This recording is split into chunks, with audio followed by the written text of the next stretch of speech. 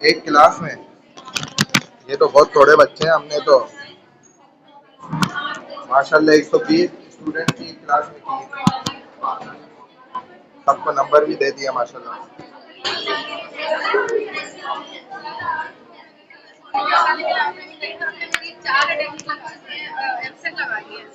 हाँ, हम लोग सिर्फ लगाते हैं अपना प्रेजेंट बस।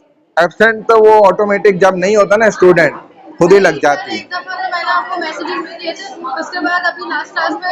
तो ये करेक्शन का इन्होंने एक साथ बनाए, मैसेज किया, उसके साथ आप भी करें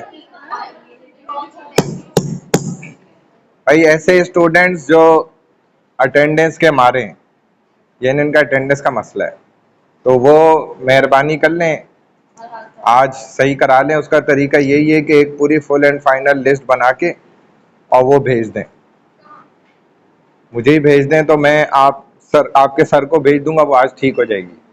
वरना इसके बाद मुझे किसी भी क्लास का जो है ना, आगे की क्लासों के अलावा कोई अटेंडेंस का ना बोले। एक साथ लिस्ट बना लें सारे स्टूडेंट जिसका अटेंडेंस का मसला है। सीआर कौन है?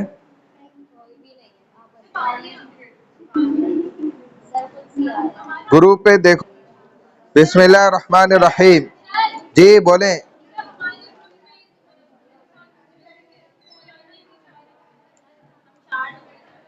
बस आप अपना 4 का ही बना लें ग्रुप, कोई मसला नहीं है। अब्दुल रहमान, हयात खान, आयशा सना, अम्मारा शेख,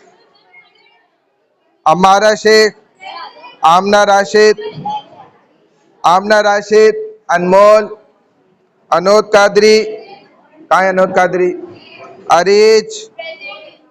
अरीशा सुहेल, अनमोल नहीं है, अरीशा सुहेल, आशिना, बख्तावर, दुआ मुस्लिम, ईमान मुस्फिरा, इशाल, फरा सिद्दीकी। ईमान मुस्फिरा नहीं है। ईमान आप हैं? ईमान कौन है?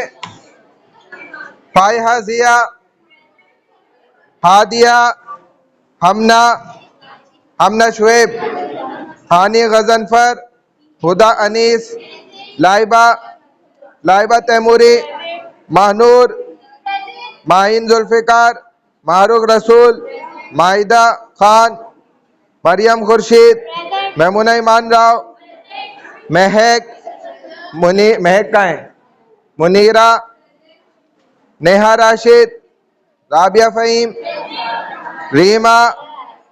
रीमा नाज, रोहम रेहान, रुमैसा एजाज, साधीना, सफ़ा उमर, सौले आरिफ, सना तारिक, सानिया आबिद, शेर बानो, शिज़ा खुर्शीद, शिज़ा साजिद, सिमरन देवी, सुनैना। सिमरन देवी कौन है? सईदा अफनान आदिल, सईदा आयशा आकिल, सईदा आयशा उन्निसा काजमी, सईदा फाइजा, सईदा फातिमा नाज, सईदा उम्मे हानी, उमैमा मलिक, उम्मे अबिया फातिमा, उम्मे अबिहा, अंजला अरशद, उस्मान खान। कहाँ है उस्मान खान? ये तुम कहाँ पे बैठ जाते हो यार? सही जगह पे बैठो। ये इस लड़के के साथ आओ, उधर बैठो दोनों, वो वाली रो में। आप भी इधर बैठे। एसी ऑन है और ठंड हो रही है माशाल्लाह। आप इधर आ जाए, आप इधर आए इनके साथ, इधर आए, जल्दी आए, जल्दी। अभी मैं आपको इंसान बनाता हूँ। अंजला अरशद कौन है? उस्मान खान कौन है? जल्दी आओ इधर। वजिया वाहिद, वानिया सलमान, वानिया नहीं आई। तुम दोनों साथ बैठा करो बेटा, ये जरूरी नहीं होता, बात समझा करो। हमने पढ़ाई करनी है इधर। कुरान की नहीं है, लेकिन मुस्लिम्स की तो है ना, मुसलमानों की तो है, ये तो मान रहे। गैर मुस्लिम भी भले हैं, वो भी ठीक है, लेकिन वो माइनॉरिटी है, आप मेजॉरिटी में है मुसलमान। अल्लाह का शुक्र अदा करें, तो हम मेजॉरिटी वाइज चलेंगे ना, मेजॉरिटी को देखते हुए हम उस हिसाब से चलेंगे।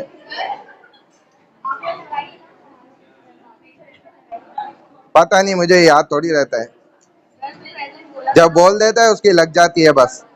अल्हम्दुलिल्लाह वहदा वस्सलातु वस्सलामु अला मन ला नबिय्य बअदा, अम्मा बादु फ़अऊज़ु बिल्लाहि मिनश शैतानिर रजीम, बिस्मिल्लाहिर रहमानिर रहीम, हम्दन कसीरन तय्यबन मुबारकन फी। इसका मोबाइल छीन लो। रब्बि इश्रह ली सदरी व यस्सिर ली अमरी वहलुल उक़दतम मिन लिसानी यफ़क़हू क़ौली, रब्बि यस्सिर वला तुअस्सिर व तम्मिम बिल खैर व बिका नस्तईन, या फत्ताहु या फत्ताहु या Fattah. Negative impact of Congress rule after 1936 elections on मुस्लिम। नजर आ रही है आपको स्लाइड? हाँ, इधर आ जाओ, देखो जरा, पढ़ो, कोशिश करो। चलें, आपके अभी आधे घंटे में ले रहा हूँ। चलें, पीपीटी यहाँ शेयर कर देना, मैं फिर लेता हूँ आपसे, आधे घंटे बाद ले रहा हूँ। हाँ,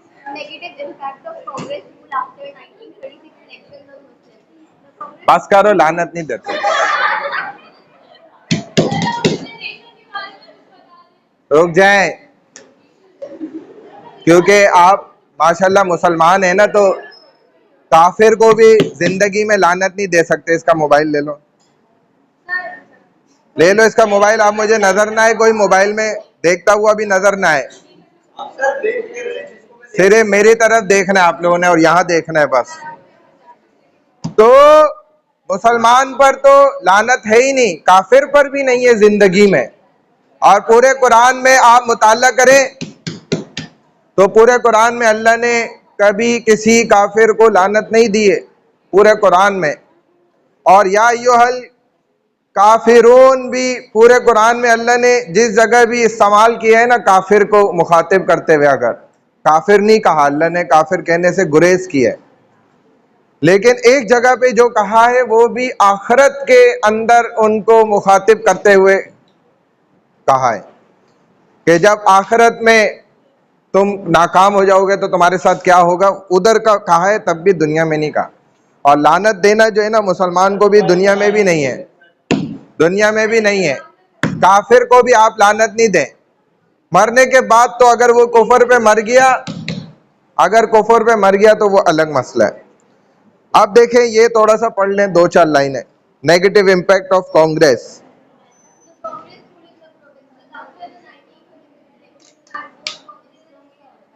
आप जो बात करेगा उसे मैं उठा के अलग करूंगा जी।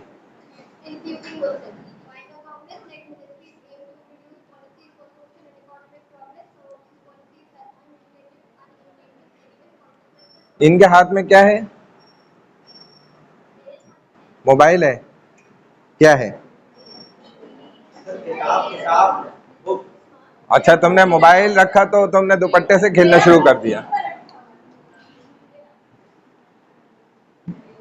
दुपट्टे से खेलना शुरू कर दिया तुमने।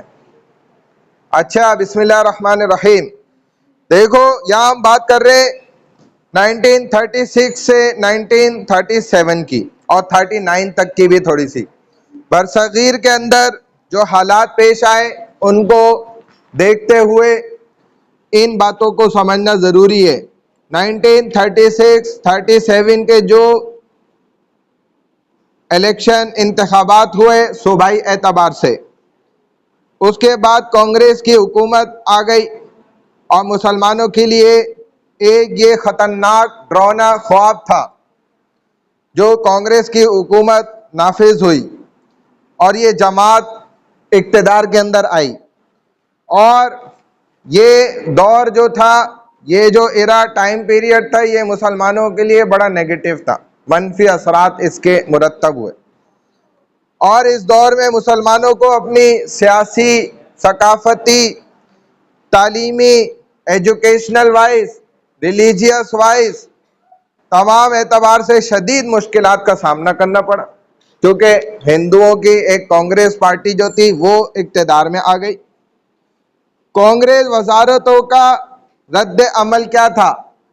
हिंदू राज जो नाफिजुल अमल हो गया, और कांग्रेस ने तमाम सूबों में जहां वो अक्सरियत यानी कि मेजॉरिटी में थे, तो इन्होंने क्या किया, वहां पर मुसलमानों के साथ दुश्मनाना रवैया इख्तियार किया, मुतासिबाना यानी कि दुश्मनी वाला रवैया इख्तियार किया, और ये महसूस किया जाने लगा कि हिंदू राज जो है ये कॉमन हो गया, आम हो गया, बिल्कुल तमाम सूबों के अंदर ये फैल गया।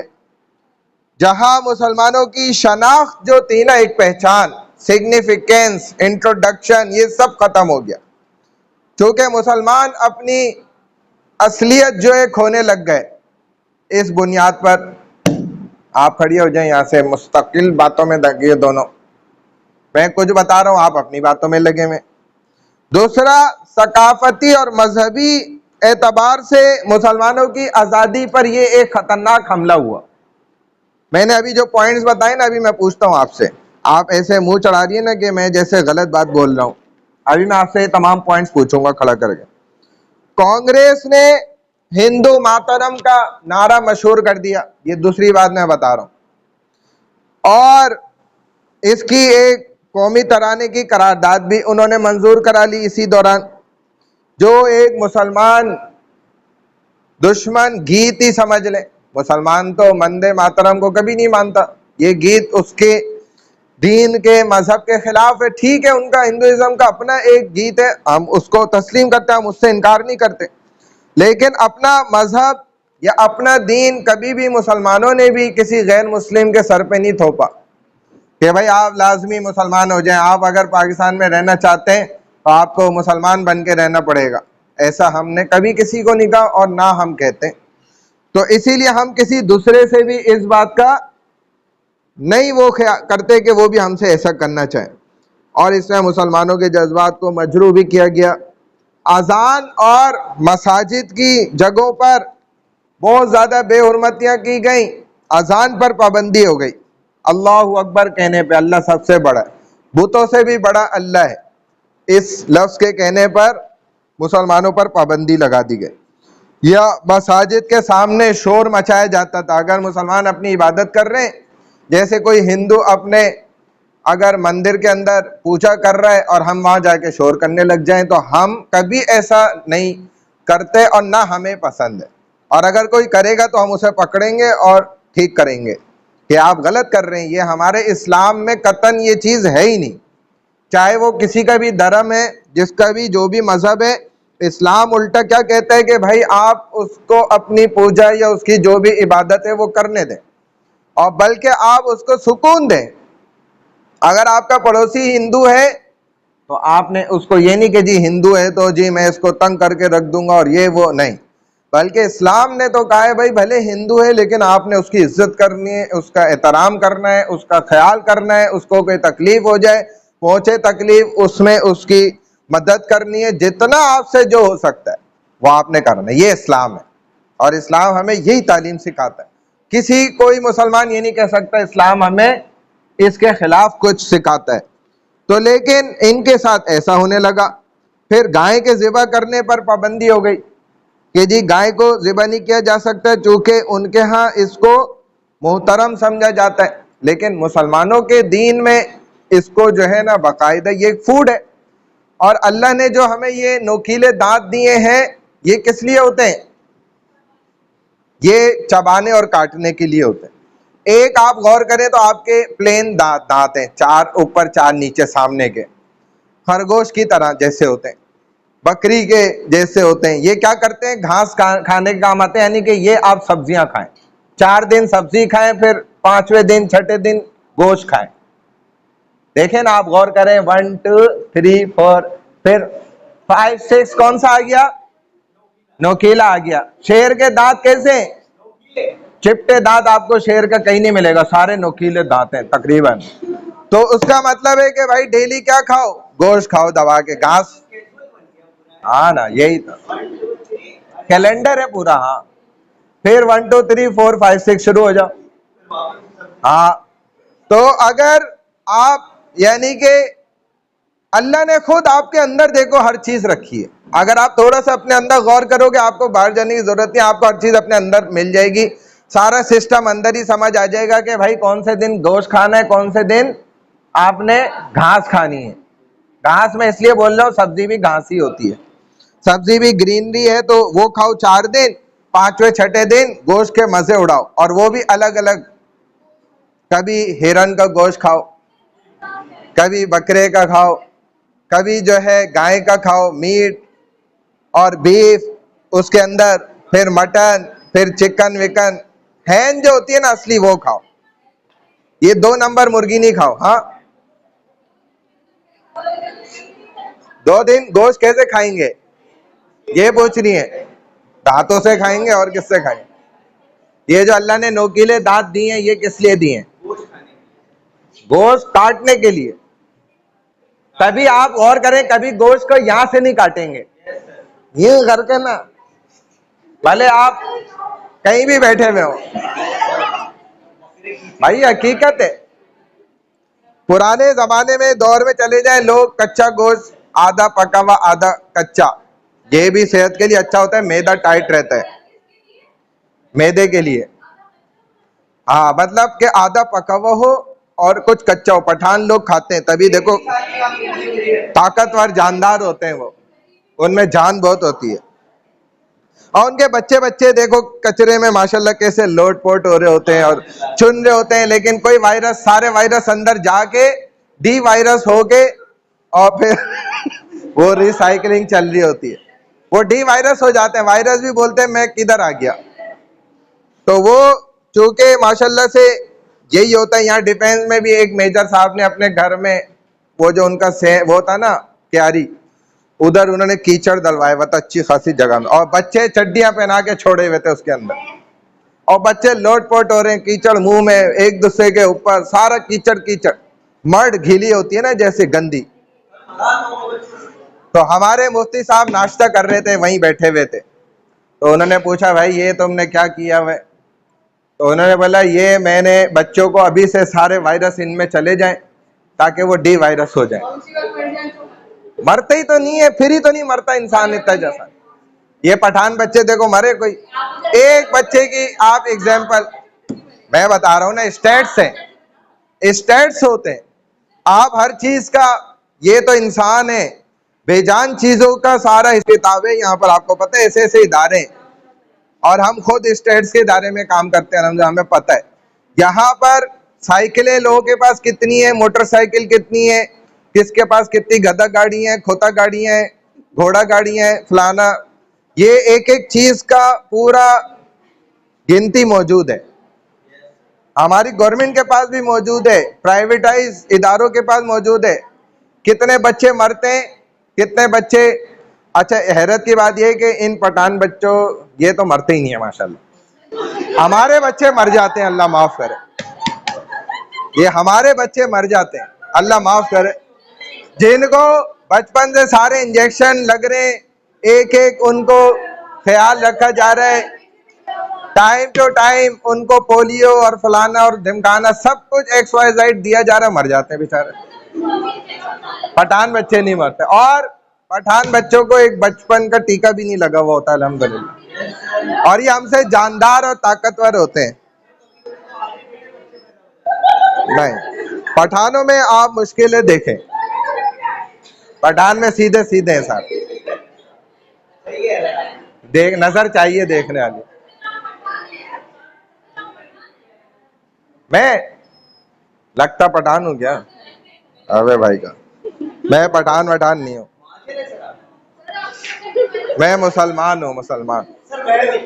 अच्छा, दूसरा, कांग्रेस वजारतों का जो रद्द अमल रहा उसमें उन्होंने गाय के काटने पर पाबंदी लगाई, और इसी तरह ये बात लाजमी करार दी कि गानवी की पूजा होगी स्कूलों के अंदर, कॉलेजों में गानवी की, ये इनका एक गाय वाला बुत है, शायद पता है किसी को? कोई गानवी का बुत होता है, उसकी पूजा स्कूलों में। और दूसरा, जो गांधी साहब होते हैं ना, उनकी तस्वीर जैसे लगी होती है, माला डली हुई है, तो उनकी भी पूजा बाज उस वक्त स्कूलों के अंदर कंपलसरी कर दी गई कि ये आएंगे और मुसलमान इनको पूजा करेंगे, राम राम करेंगे या जो भी इस तरीके से। इस बच्ची का मोबाइल ले लो। अच्छा, आगे आ जाओ। तो ये मुसलमानों के तौहीद के अकीदे के खिलाफ था। मुसलमान इस चीज को, किसी इंसान की पूजा करने को हरगिज कभी भी पसंद नहीं करते। आगे आ जाए, तालीमी और लिसानी जो मसाइल खड़े हुए, तो सीपी और बिहार में ये एक स्कीम मुतारफ कराई गई थी जिसके तहत, अभी मैं इसका आपको खुलासा समझा रहा हूँ पॉइंट्स में, फिर हम इन पॉइंट्स को पढ़ते हैं। जिसके तहत विद्या मंदिर स्कीम, ये स्कूलों में मंदिर की तालीम लाजमी करार दी गई कि मंदिर के अंदर क्या आदाब होते हैं, क्या रेस्पेक्ट्स हैं, क्या मैनर्स हैं, उसके कैसे ख्याल रखा जाता है, किस तरह सफाई करी जाएगी, ये सारा कुछ मुसलमानों को सिखाना क्या है, गलत है। जैसे अगर आज यूनिवर्सिटी मसाजिद के पूरे मैनर्स सिखाने पे किसी कोई सब्जेक्ट आपको लाजमी करार दे दें कि जी जब तक आप मसाजिद, मदारिस और ये सारे इनके मैनर्स और रेस्पेक्ट्स और इन प्लेसेस की पूरी मालूमात नहीं इस सब्जेक्ट में पढ़ेंगे तो आपको डिग्री नहीं मिलेगी, तो ये गलत होगा। लाजिम अगर करार दिया जाए गैर मुस्लिम्स के लिए, जैसे इस्लामिक स्टडीज़ है, तो हम नॉन मुस्लिम्स को कोई वो नहीं करते, मैंडेटरी है। जो हमारे पास स्टूडेंट्स हैं नॉन मुस्लिम इस्लामिक स्टडीज़ में या होली कुरान में, तो हम उनको वो नहीं पढ़ाते, हम उनके लिए आसानी रखते हैं एथिक्स, क्योंकि मैनर्स उनके भी मज़हब में है, तो हम उनको आसानी दे देते हैं। जी, ये किया जाता है। तो यही जितने भी ऐसे स्टूडेंट्स होते हैं नॉन मुस्लिम, हम उनका अलग ग्रुप बना लेते हैं इस्लामिक स्टडीज़ में, हमारे जितने हमने कर लिया उनके साथ, तो ताकि उनको आसानी दे दें थोड़ी सी, क्योंकि जाहिर है उनके लिए हम लाजमी करार नहीं देते कि वो हमारी कुरानी आयात याद करें, उसी को पढ़ें, उसी को सीखें और सारी तालीमात हमारी वाली। तो लेकिन बहुत सारे ऐसे उसके अंदर जो है ना टॉपिक्स हैं जो इनके भी हैं। कभी भी इंसानियत की खिदमत के ये मुखालिफ बात नहीं बोलेंगे कि भाई ह्यूमन राइट्स हमारे हिंदुओं क्या नहीं है, नेबर्स राइट्स नहीं है, पड़ोसी का कोई ख्याल नहीं रखा जाता, उल्टा उसको तंग किया जाता है, जानवरों को परेशान किया जाता है, जला दिया जाता है, ऐसे इनका भी नहीं है। इनके भी रेस्पेक्ट्स हैं, हुकूक हैं और ये सारी चीज़ें, तो उसको हम एथिक्स में कन्वर्ट कर लेते हैं। तो विद्या मंदिर स्कीम जो थी वो स्कूलों में लाजमी करार दी गई कि भाई मंदिर की तालीम मुस्लिम्स के स्टूडेंट्स के लिए भी लाजमी होगी, लेकिन ये गलत है। ऐसे ही हिंदी का निफाज जो था उसका इम्प्लीमेंटेशन, उर्दू कंट्रोवर्सी जो आपने पढ़ा भी, तो उर्दू जबान को दबाने की कोशिश की गई और हिंदी जबान को जो है ना आगे लाने की कोशिश की गई। इसी तरह माली एतबार से, इक्तिसादी एतबार से, ये 4th पॉइंट है, मुसलमानों को कमज़ोर करने की कोशिश की गई कि मुसलमानों के पास माल ना आए किसी भी हाल, ये गरीब से गरीब तर हों और फिर इनको दबाना आसान हो जाए। तो कांग्रेसी हुकूमतों ने मुसलमानों के लिए सरकारी मुलाजमतों के भी दरवाजे बंद किए। अब आप गौर करें कि गवर्नमेंटल जॉब्स के दरवाजे क्यों बंद किए जाते हैं, हालांकि मैं आप जानते हैं कि एक वही सेम स्केल का बंदा अगर एक ही जैसा तालीम याफ्ता, एजुकेशनल, प्रोफेशनल, उसका जो भी तजुर्बा है, सेम कैटेगरी का बंदा अगर प्राइवेटाइज नौकरी करता है वो 2 लाख कमा रहा होता है, अगर गवर्नमेंटल नौकरी कर रहा है 30,000 उसको मिल रहे होते हैं, 35,000 मिल रहे हैं, बहुत ज्यादा 40-50 मिल रहे हैं, यानी कि आप देखें उसका 1/3 उसको मिल रहा होता है। लेकिन फिर भी गवर्नमेंटल जॉब्स को क्यों जो है ना खत्म किया जाता है, क्योंकि उनको पता होता है कि ये बेस्ट बिजनेस है। सरकारी नौकरी पे जाने की भी जरूरत नहीं है, बैठ के तनख्वाह अलग मिलेगी और जाओ तो एक्स्ट्रा जो है ना रिश्वतें और फलाने उल्टे सीधे काम करो और 2 लाख तो बहुत पीछे रह जाएंगे, आप महीने के 5 लाख बनाए, उससे भी कई गुना ज्यादा। एक जो मकसद 4-5 स्केल पर बंदा लगा है उसकी अलग बदमाशी है, पे भी लगा हुआ है ना, पुलिस में लगा हुआ है, जी मैं वजीर आजम हाउस में होता हूँ, जी मैं बिलावल हाउस में होता हूँ, जी मैं उधर होता हूँ। भाई ये क्या बात, ये नहीं बदमाशी। तो ये क्या है, बदमाशी अलग, अपनी सिक्योरिटी अलग, रिश्वत अलग, तनख्वाह अलग, नौकरी के ऊपर जो है ना हराम अलग, अल्लाह माफ़ करे। तो ये एक बिजनेस हो गया ना। Without any investment total gain profit हो गया, तो ये ख़तरनाक बात है। अल्लाह हमारी हिफाजत फरमाए। तो इसीलिए सरकारी मुलाजमतों पर दरवाज़े बंद किए जाते। 5वें नंबर पे फ़िरका वाराना फसादात जो हैं वो बहुत ज़्यादा आम हुए इस सूरत में जब कांग्रेस पार्टी आ गई।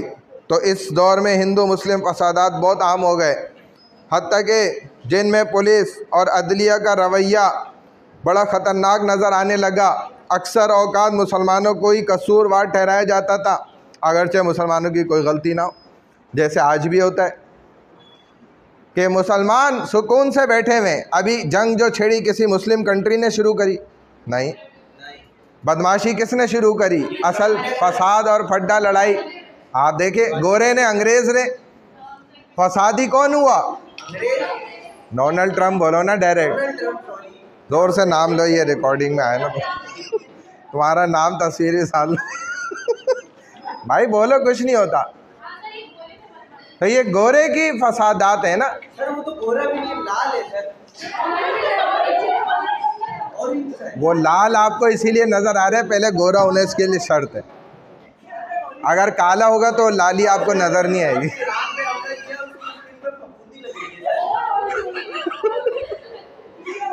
नहीं समझ आई ना? हाँ, थोड़ा सा समझने की बात थी, ये कोई मसला नहीं। खैर, जो काला काला आपने लाल देखा है?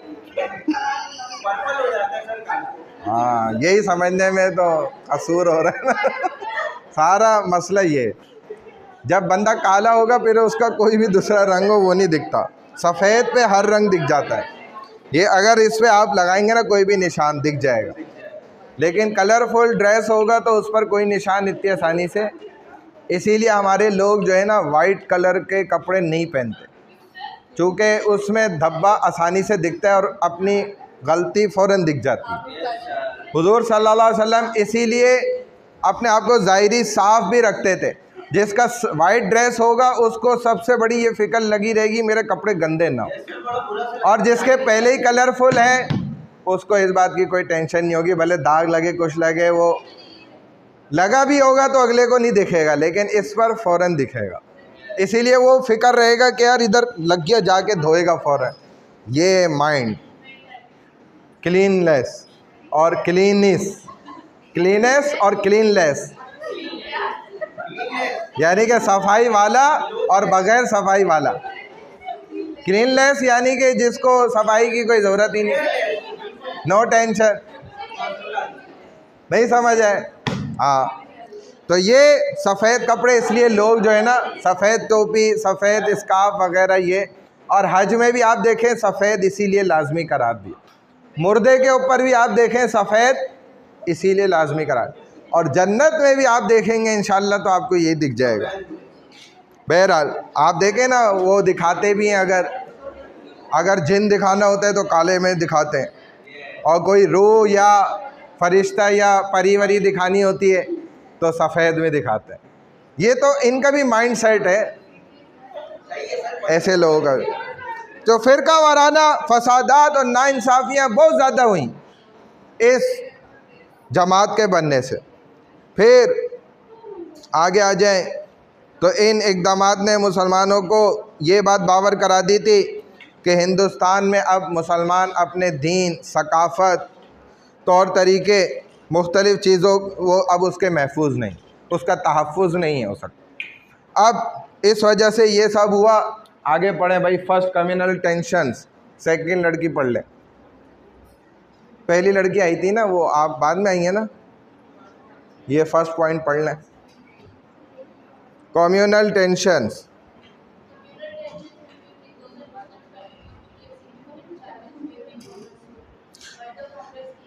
ये क्या थी? फ़िरका वाराना कशीदगी थी जो हिंदू और मुसलमानों के दरमियान फ़िरका वारियत पैदा हुई।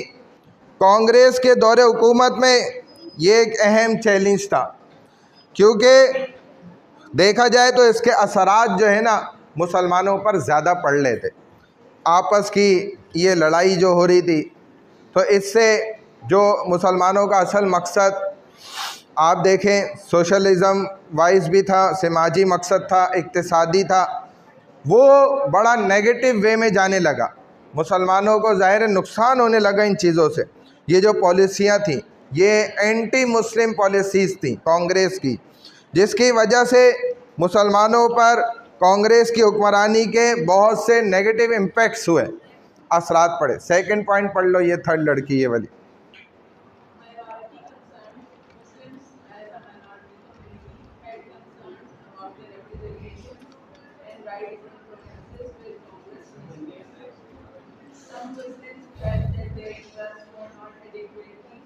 अक़लियती तहफ़्फ़ुज़ माइनॉरिटी कंसर्न्स तहफ़्फ़ुज़ात थे।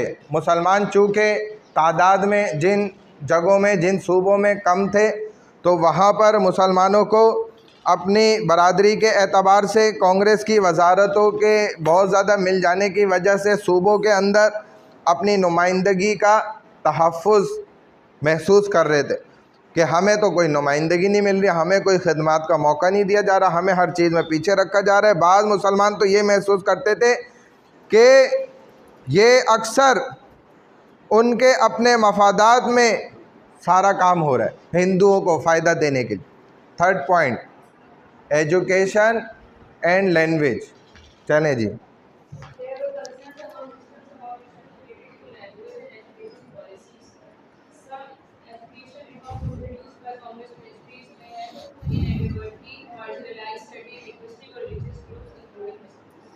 तालीमी एतबार से ही मुसलमानों में बड़ी तशवीश पैदा हो गई, बहुत ज़्यादा परेशानी।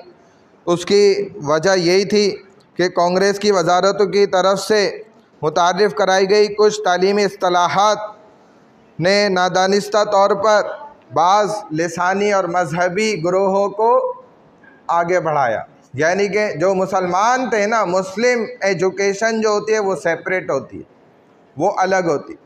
उसको यूं ही आप समझ सकते हैं कि जैसे एक होली बुक है, कुरान है, यह इस्लामिक स्टडीज़ है, आपको कोई हिंदू पढ़ा रहा हो तो कितना डिफरेंस आ जाएगा। वो आपको इस्लामिक स्टडीज़ पढ़ाने वाला एक हिंदू रिलीजियस टीचर है तो कितना फ़र्क आ जाएगा। या कम से कम आपको इस्लामिक स्टडीज़ पढ़ाने वाला एक कोई डॉक्टर है, लेकिन वो रिलेटेड ही नहीं है ना इससे।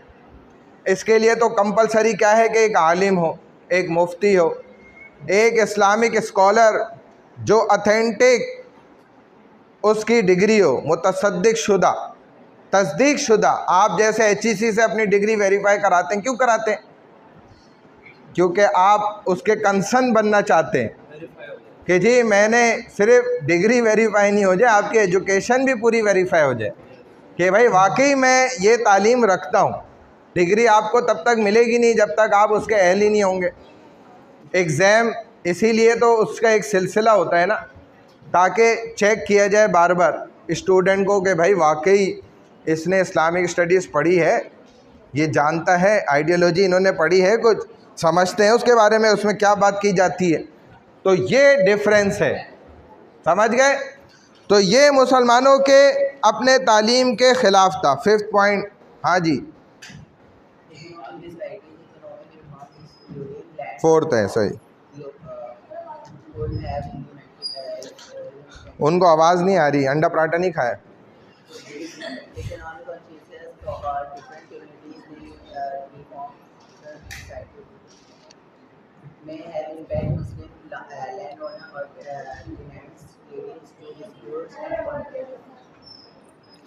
हाँ, इक्तिसादी तफावत क्या मसाइल सामने आए, उसकी हालांकि इस्लाहात होनी चाहिए थी, उनको ठीक करा जाना चाहिए था, लेकिन उसमें और गड़बड़ हो गई। कांग्रेस पार्टी के आने की वजह से हिंदुओं ने फिर क्या किया, अपने मफादात में ज़मीनी इस्लाहात भी की मुख्तलिफ़ कम्युनिटीज़ के लिए। उसके अंदर जो रिज़ल्ट सामने आए वो गलत थे, उनके ख़िलाफ़ थे मुसलमानों के। और कांग्रेस की वजारतों की तरफ से भी ये इस पर बड़ा जो है ना काम भी हुआ, और इन इस्लाहात का असर मुस्लिम ज़मींदारों या किराएदारों पर पड़ा, जिससे तनाज़ात, लड़ाई झगड़े शुरू हुए। जैसे कि टैक्स लगा दिए जाते हैं बहुत ज़्यादा कि भाई मुसलमान हैं, उनकी जितनी ज़मीनें होंगी उन पर इतना टैक्स होगा। इस तरह की चीज़ें जो है नई नई अपनी तरफ से मुतारिफ़ करा देना। फिफ्थ पॉइंट जी पढ़ लो, पॉलिटिकल रिप्रेजेंटेशन।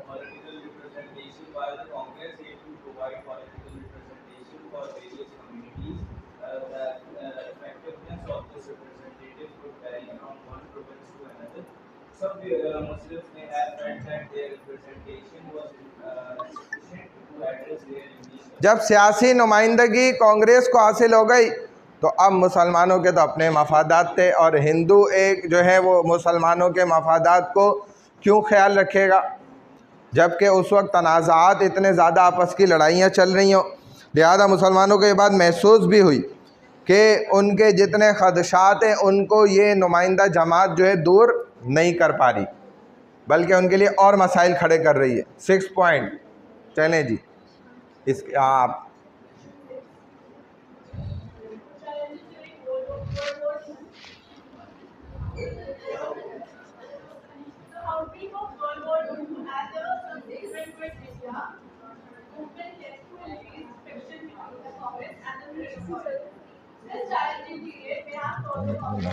एरर आ गया मुझे लग रहा है, अभी बंद हो गया है। नहीं नहीं, बस ये 6 पॉइंट पूरा पढ़ लिया।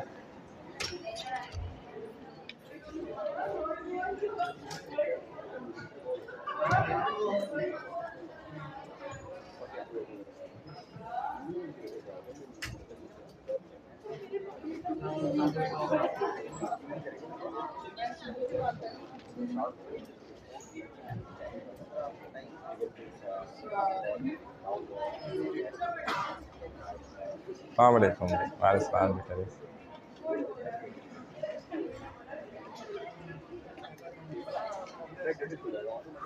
ये एरर आ गया, इसमें काफ़ी गर्मी हो गई, इसको ऑन ऑफ कर लें दोबारा।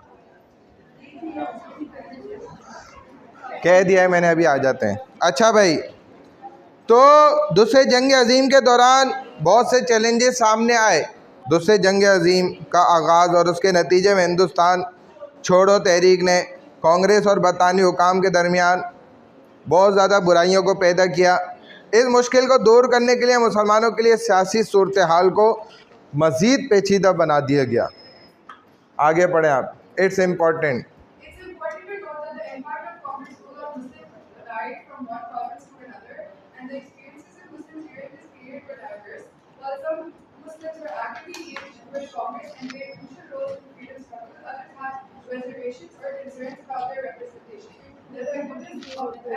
ये फैन भी तेज कर दिएगा अगर हो जाए तो।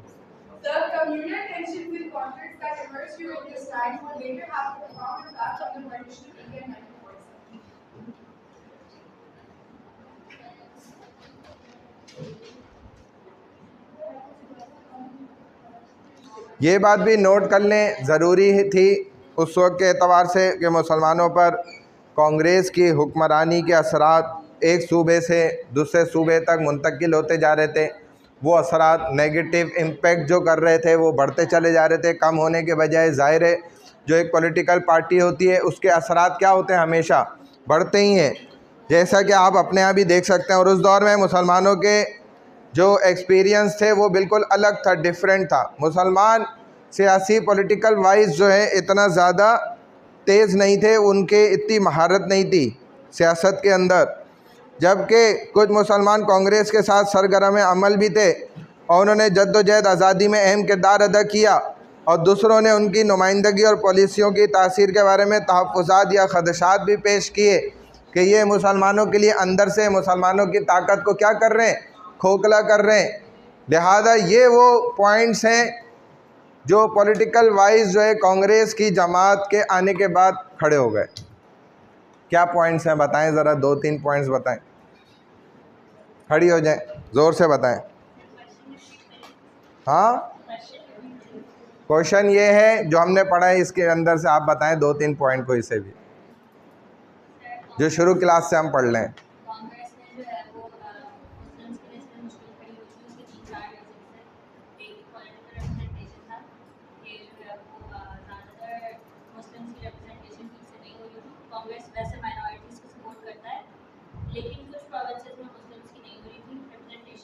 कांग्रेस जमात तो जो बनी थी मेजोरिटी पे बनी थी, माइनॉरिटी पे थोड़ी बनी है। माइनॉरिटी को सपोर्ट नहीं कर रहे थे, ये कह सकते हैं आप।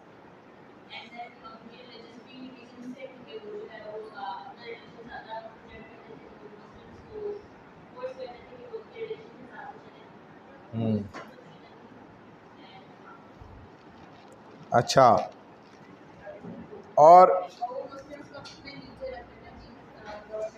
हाँ, हर एतबार से मुस्लिम उनके जितने भी हुकूक थे, राइट्स थे, वो उनको नहीं दिए जा रहे थे। माइनॉरिटी में थे अगरचे मुस्लिम्स, लेकिन उसके बावजूद आपने इधर जो है 6 पॉइंट्स पढ़े हैं, इनको ज़रा ज़हन नशीन कर लिएगा, याद रखिएगा ये क्या पॉइंट्स हैं, और इसमें ईयर भी लाजमी याद रखिएगा। Post Pakistan resolution path major events and movements to independence, part 1, impact of second world war.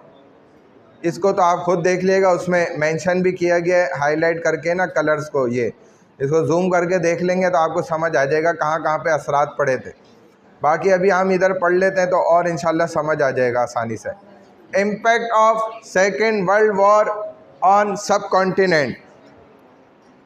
अब बात कर रहे हैं कलाटदाद पाकिस्तान के बाद जो मुसलमानों के लिए आज़ादी के रास्ते पैदा हुए, जो वाक़यात पैदा हुए, जो तहरीकें चली, तो उन सब को समराइज़ कर लेते हैं, एक साथ जोड़कर एक दूसरे को और समझ लेते हैं। दूसरी जंग अज़ीम के इम्पैक्ट्स के अंदर ये चीज़ें आती हैं। जो दूसरी जंग अज़ीम हुई उसके असरात के अंदर ये चीज़ें नुमायाँ हुई, वाज़े हुई, सामने आई। चलें जी, नेक्स्ट कौन लड़की थी, उसके बाद किसका नंबर था? चलें लास्ट वाली लड़की पढ़ें।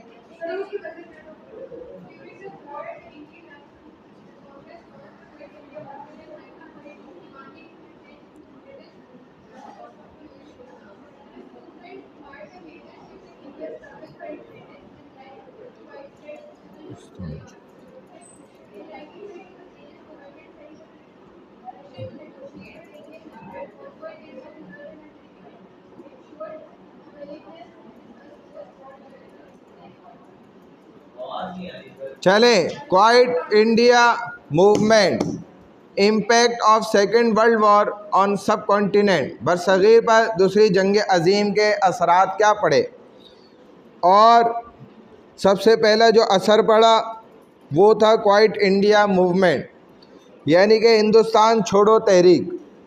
हिंदुस्तान पूरा बरसगीर उस वक्त जो है, ये सब कॉन्टिनेंट हिंदुस्तान, उसको छोड़ने की तहरीक शुरू हुई।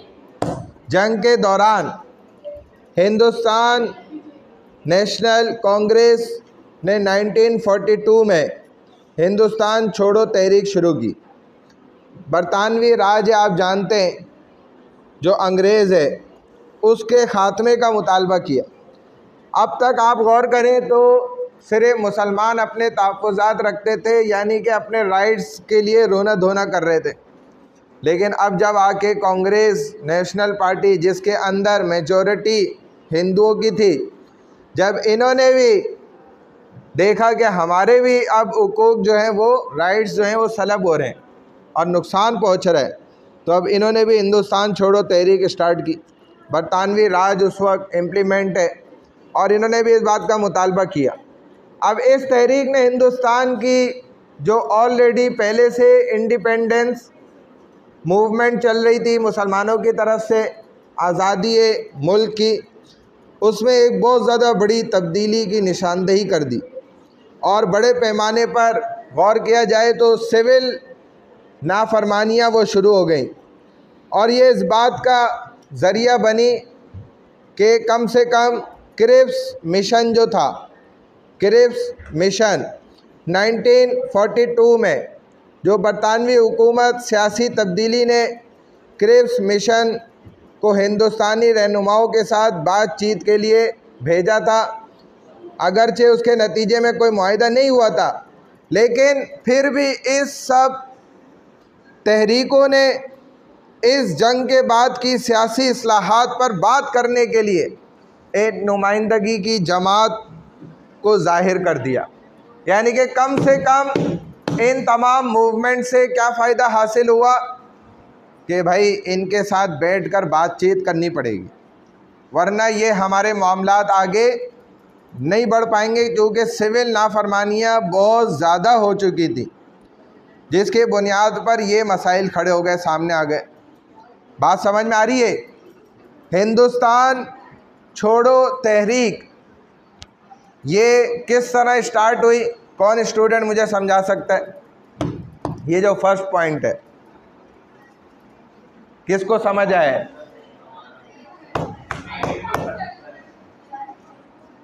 हाँ जी, ये लास्ट वाली लड़की जो है जिसको पढ़ने का था वो उसने पढ़ा नहीं। तुम्हें क्या समझ आया? हाँ बताओ।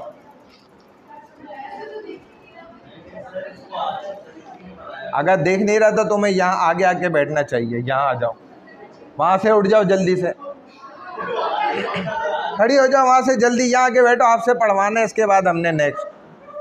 जल्दी इधर आ जाओ, शाबाश, इधर आ जाओ, इधर आ जाओ जल्दी, टाइम वेस्ट नहीं करो। इसके बाद लड़की कौन है पीछे? वो कॉर्नर वाली, आपने पढ़ा था। चलें इसी को पढ़ें, दोबारा समझें, बताएं मुझे ये क्या है, जल्दी करें। क्वाइट इंडिया मूवमेंट क्या समझ आ रहा है? जी नहीं, ये टू नेशन थ्योरी नहीं है। क्वाइट इंडिया मूवमेंट ये तहरीक किसने शुरू की थी? किस पार्टी ने शुरू की थी? मैं उनसे पूछ रहा हूँ, आपसे नहीं पूछ रहा, आपसे नहीं पूछ रहा। कांग्रेस पार्टी ने क्यों शुरू की? वो तो ऑलरेडी हिंदुओं की अपनी पार्टी थी, खुद अपने मुल्क को छोड़ने की उन्होंने नहीं।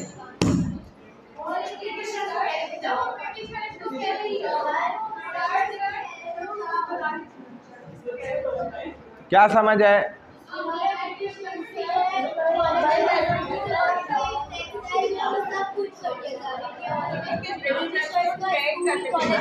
टेक्सटाइल जो ब्रिटिशर्स का था वो क्विट कर दिया था। उसमें ब्रिटिशर्स में बहुत ज़्यादा गुस्सा हुए थे।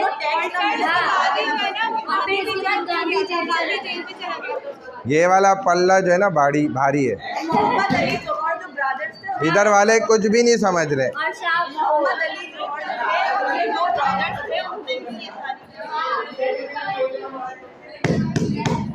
खामोश हो जाओ बस।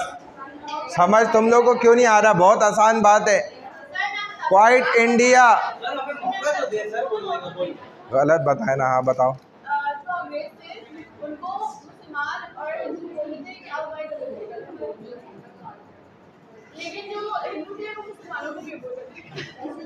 भाई इसको दोबारा रीड करें, समझें ज़रा क्या बात चल रही है। गलत समझा रहे हो, सही नहीं समझा रहे तरीके से। इन लोगों ने फिर भी बेहतर सही समझाया है। हाँ खामोश हो जाए, जिसको पता है अब उसका सुन लें भाई।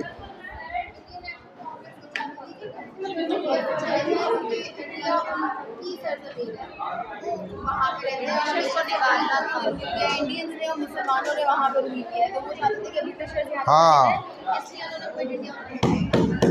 देखो भाई, बात ये है कि मुसलमान तो ब्रिटिशर्स जो अंग्रेज़ों की हुकूमत कायम थे, उनके तौर तरीक़ों को, उनके ऑर्डर्स को देखते हुए मुसलमान पहले ही क्या हो चुके थे? ना उम्मीद हो चुके थे। लेकिन हिंदुओं को बहुत ज़्यादा नवाजा जाता था। उसके बावजूद अब ये जो कांग्रेस नेशनल पार्टी थी जिसमें मेजॉरिटी हिंदुओं की है, लेकिन इनकी तरफ से भी जब ये मूवमेंट स्टार्ट की गई, क्वाइट इंडिया मूवमेंट, कि हिंदुस्तान सब कॉन्टिनेंट जो है बरसगीर उसको छोड़ा जाए, उससे बाहर निकला जाए, ये वो किसके लिए नारा यूज़ करा उन्होंने? ब्रिटिशर्स के लिए, अंग्रेज़ों के लिए। और क्यों यूज़ किया? कि जब उनके अपने भी तहफ़्फ़ुज़ात पूरे नहीं होने लगे, तब जब उन्हें महसूस हुआ कि भाई अब तो ये हमारे लिए भी वबाले जान बन गए, हमारे लिए भी नुकसान देने का ज़रिया बन गए। क्या करनी है नीचे?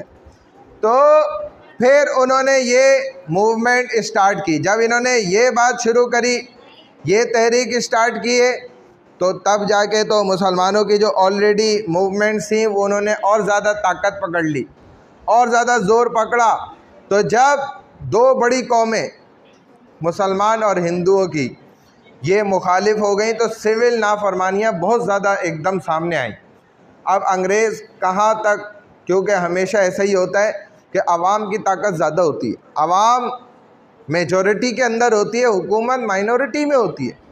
हुकूमत के अगर नुमाइंदे आप देखेंगे भी तो कितने होंगे पूरे कराची में, आप उठा लें 5,000 लोग होंगे, 10,000 होंगे, 20,000 होंगे, लेकिन आवाम कितनी है? 5 करोड़ से ज़्यादा।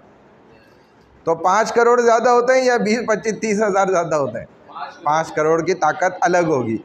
लेकिन अगर 5 करोड़ को ये 10, 15, 20,000 लगामें डाल के रखें जैसा कि यहाँ हुआ है, तो फिर ये कभी भी नहीं निकले। मसाइल में फंसा के रखें, उलझा के रखें और दबा के रखें, ऐसा जहन कर दें कि बिल्कुल सुन हो जाए, समझ ही कुछ ना आए, तो फिर तो 5 करोड़ के 100 करोड़ भी हो तो कुछ नहीं है, फिर सिर्फ झाग है बस।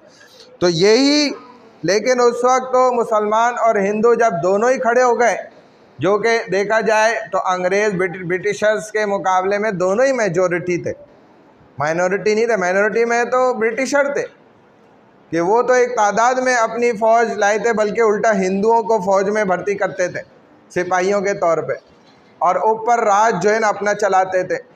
तो इस तरह से वो चलते थे।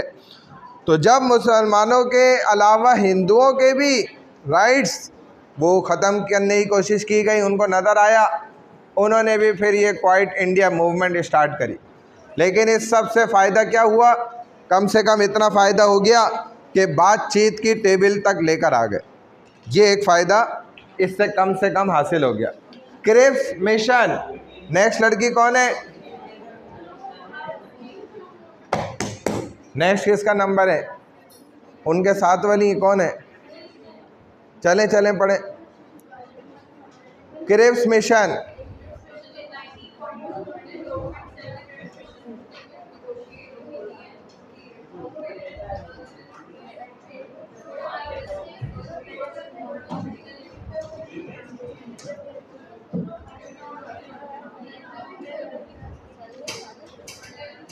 क्या पढ़ा है समझ ही नहीं आई।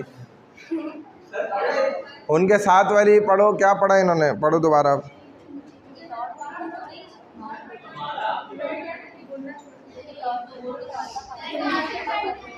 क्रिप्स मिशन ही पढ़ें, ये समझाएं क्या लिखा हुआ है।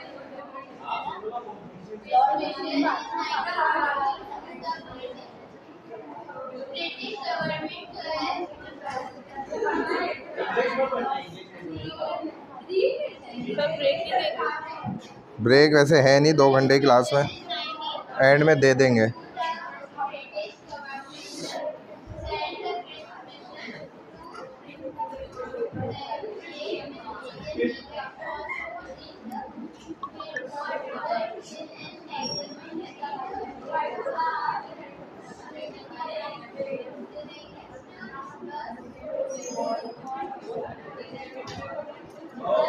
क्या समझ आ रहा है? कुछ तो पता चल रहा होगा ना।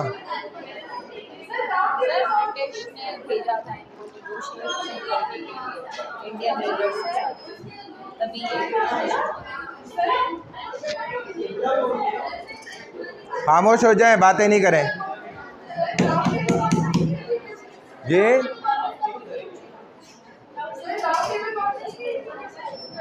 तो यही तो मैं कह रहा हूँ, अभी बात आगे चल रही है ना। क्रिप्स मिशन 1942 में बरतानवी हुकूमत सियासी तब्दीली ने क्रिप्स मिशन को हिंदुस्तानी रहनुमाओं के साथ बातचीत के लिए भेजा था, जो एक समझ लें कमेटी बन के उनकी तरफ से गई थी। अगरचे उसके रिज़ल्ट में कोई आपस में मुआहिदा नहीं हो सका था, वो अलग बात है, लेकिन इसने जंग के बाद की एक जो पॉलिटिकल अमेंडमेंट्स थी, इस्लाहात थी, उन पर बात करने पर आमादगी ज़ाहिर कर दी थी कि ठीक है, हम इस मुताल्लिक बैठकर जो है वो बात ज़रूर कर सकते हैं। आगे चलें। माउंटबेटन प्लान, चलें आगे।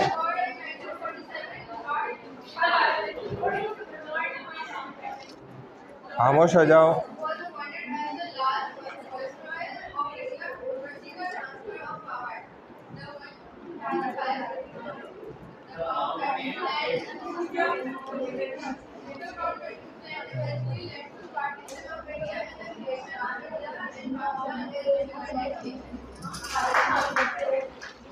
यूँ तालियां बजा रहे हो, क्या हो गया?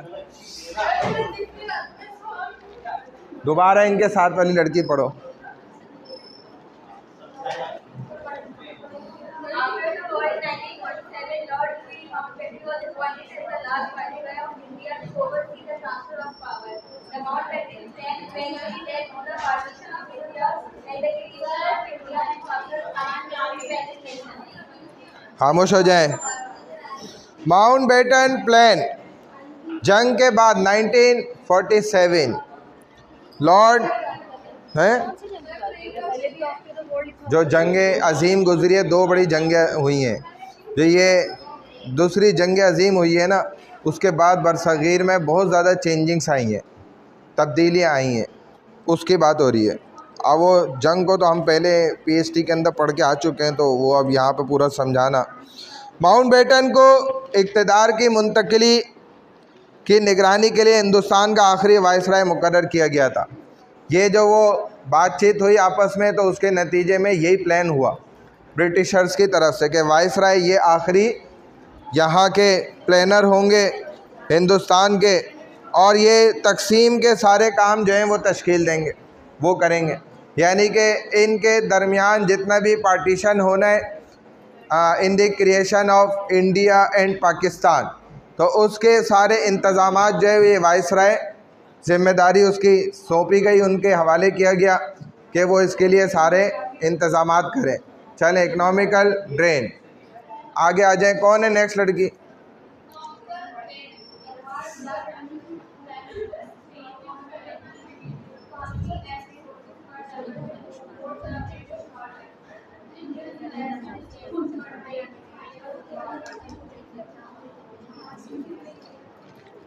क्या समझ आए?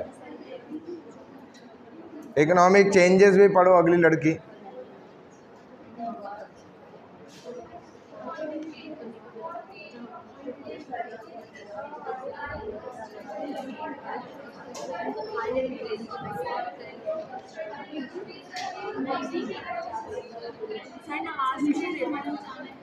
बस हम डायरेक्ट क्लास एंड कर लेंगे। अच्छा, माली इक्तिसादी ड्रेन जो पेश आया इस जंग अजीम के बाद, ज़ाहिर हिंदुस्तान बरसगीर का जितने इक्तिसादियात थे, मईशत थी, उसके ऊपर बड़ा असर पड़ा। जैसे आपको आज भी नज़र आ रहा है कि अगर दो मुल्कों के दरमियान जंग है तो दीगर ममालिक को भी उसका नुकसान उठाना पड़ता है, चीज़ों की महंगाई की सूरत में या डिफरेंट वेज के अंदर, और हमें वो नुकसानात दिखते हैं। मोबाइल बंद कर दें। इसी तरह जितने भी ज़रूरी नहीं है कि जो मुल्क जंग लड़ेंगे उन्हीं का ही नुकसान होगा, बल्कि आपने देख लिया इस वक्त आप गौर करें तो खलीजी ममालिक और उसके साथ साथ खुसूसन जितने फ़ॉरेन कंट्रीज़ भी हैं, आप देखें उनके अभी इक्तिसादी और माशी हालात जो है ना, सोशल एंड इकनॉमिकल सिस्टम उनका बिल्कुल जाम हो चुका है। बड़े ख़तरनाक हालात हैं, और वहाँ के लोग ख़ुद बता रहे हैं जिनके वहाँ रिलेटिव्स मौजूद हैं। आप उठ जाएं यहाँ से, उठें जल्दी, वहाँ जाके बैठे हैं वो पीछे। नहीं, मैं समझाने के लिए काफ़ी हूँ, आप उठें यहाँ से। नहीं, क्लास ख़राब हो रही है, आप उठें, जाएं वहाँ बैठें, जल्दी करें। अकेली बैठना है आपने, जाएं। मैं अभी और आपके साथ भेज रहा हूँ थोड़ा सा फासले पे एक और को, जाएं उधर, जाएं, जल्दी जाएं, जल्दी उठें, जल्दी करें। टीचर का रिस्पेक्ट होती है, उसकी बात मानते हैं, जल्दी जाएं। अच्छा, तो इसी तरह जो फॉरेन कंट्रीज़ भी हैं वहाँ पर इस वक्त आप देखें, बल्कि पाकिस्तान के अंदर भी ये अब आने वाली 18 तारीख़ तक हमारी जितनी मिल्स हैं, फैक्ट्रीज़ हैं, जिनको वो गैस बाहर से आ रही थी, मिल रही थी, वो ख़त्म है। आगे का कुछ पता नहीं। जो फ्यूल हमारा अगर 280 रुपये था, वो कहाँ ले जाके 500 तक उन्होंने पहुँचा दिया था। गैस आप देख लें तो 400 पता नहीं 80 रुपये ये LPG जो है। तो ये सारा जो इम्पेक्ट इधर पड़ा, लेकिन आप शायद ऐसा समझ रहे हो कि दुनिया में किसी मुल्क पे कोई असर नहीं पड़ा है, तो बहुत असरात पड़े। अभी भी फिनलैंड, नेदरलैंड, फिर और जितने ये खलीजी और उसके साथ जुड़े हुए कंट्रीज़ हैं, न्यूजीलैंड, ऑस्ट्रेलिया, फिर इस तरफ आ जाएं तो हत्ता कि ये लंदन वंदन, ये सब को भी बड़ा फ़र्क पड़ चुका है। इस वक्त लोग वहाँ रो रहे हैं और बाज़ ऐसे भी हैं जो सड़कों पे निकल आए और एहतजाज भी कर रहे हैं, लेकिन उनको हम तक ख़बरें नहीं पहुँचने दी जाती। ये उनके मीडिया की ताकत है, समझ लें कि इतनी आसानी से वो अपनी वीडियोस नहीं निकलने देते वहाँ से। लेकिन हमारे मुसलमान क्या है कि पहले भी अपने पाकिस्तान का रोना था बुराइयों को लेके और आज भी रो रहे हैं और ज़्यादा रोना शुरू कर दें, और उनके मसाइल नहीं देख रहे। वहाँ जो इस वक्त महंगाई हो चुकी है, तबाही हो चुकी है बिल्कुल, क्योंकि उनके जो सोर्सेस थी ना वो तो बैरूनी थी ना, बाहर की थी, इंटरनल थोड़ी थी, एक्सटर्नल थी। जब वो एक्सटर्नल सोर्सेस ख़त्म हुई तो अब मसाइल खड़े हो गए। भले उनकी मईशत अपनी ख़ुद तो मजबूत थी, अपना रुपया भी उन्होंने आर्टिफिशियली तौर पर एक जगह पे स्टेबल रखा हुआ है, सब कुछ अपनी ताकत भी दिखा रहे हैं, लेकिन है नहीं, हकीकत में वो हवा भरी हुई है सिर्फ। और इस थोड़ी सी जंग से, लड़ाई से वो सारी रियलिटी सामने आके खड़ी हो गई।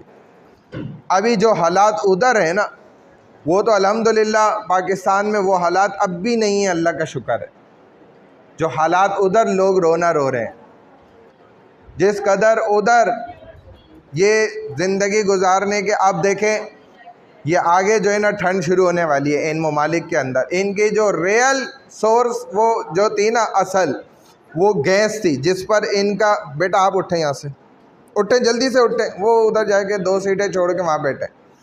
तो अब इनका फायर आग के ऊपर ज़िंदगी की बचत है, लाइफ की। बस देखना ये तोड़ देती तुम अभी तो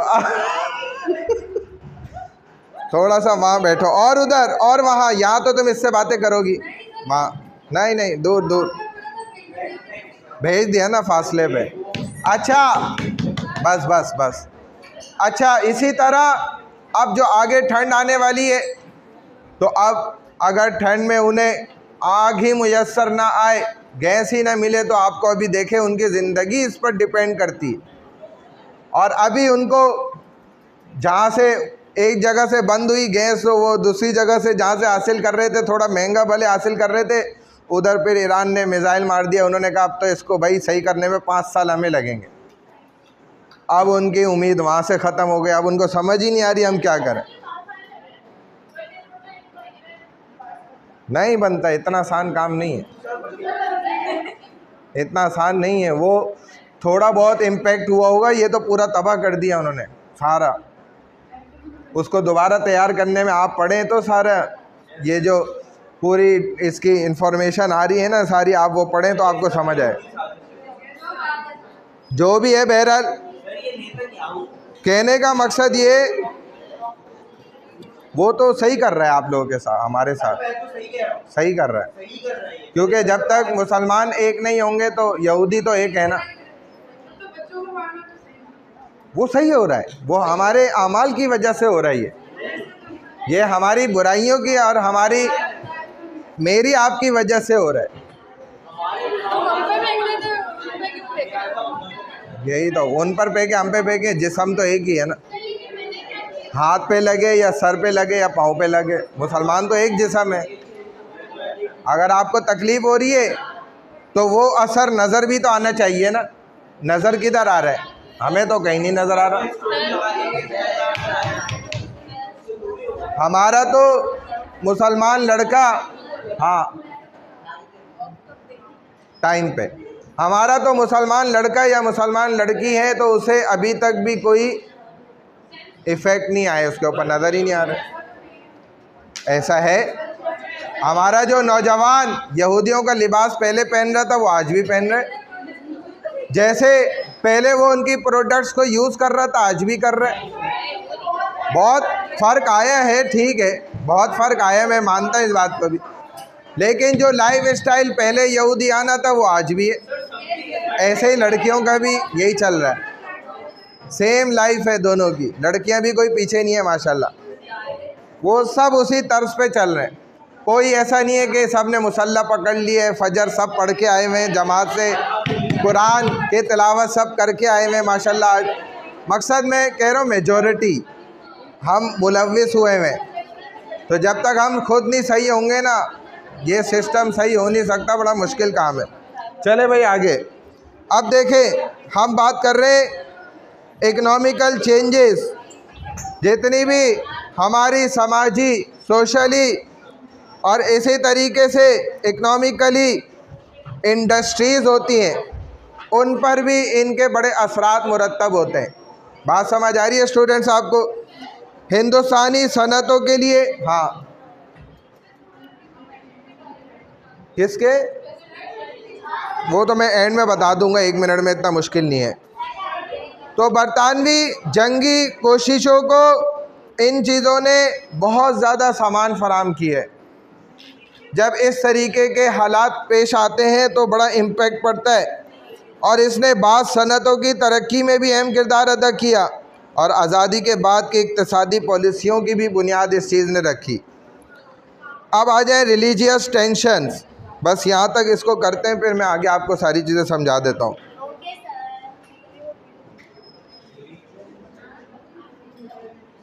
किसका नंबर है? चलें, वो लाइन हो गई पूरी ना? आप नहीं पढ़ा तो पढ़ो, आपने पढ़ा तो है अभी? नहीं नहीं, आपने पढ़ लिया था, इस लाइन में हो गया। चलें भाई शुरू करें।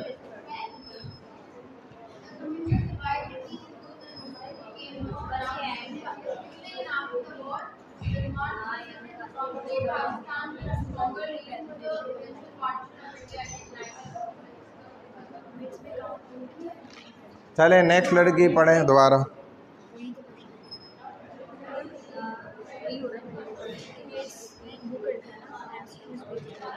दोबारा पढ़ें।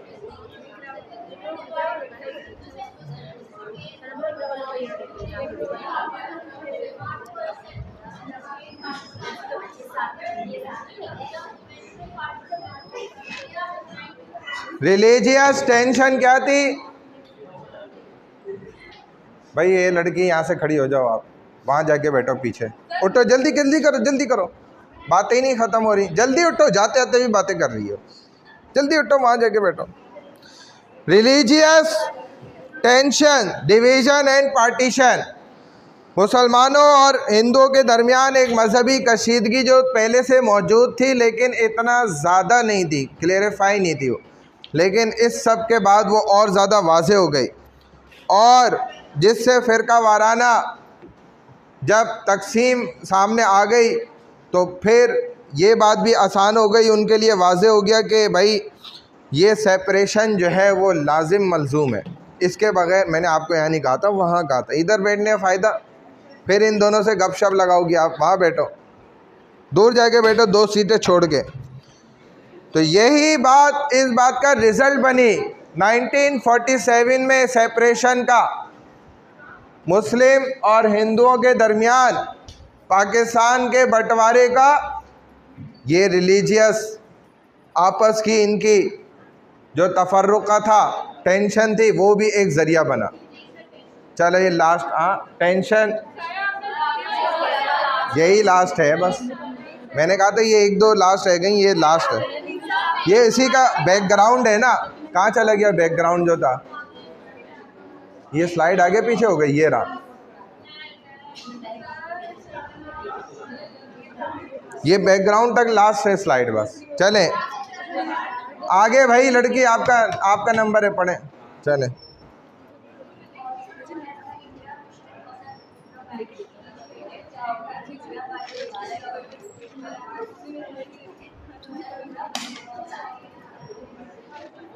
पढ़े ना, आगे चलें।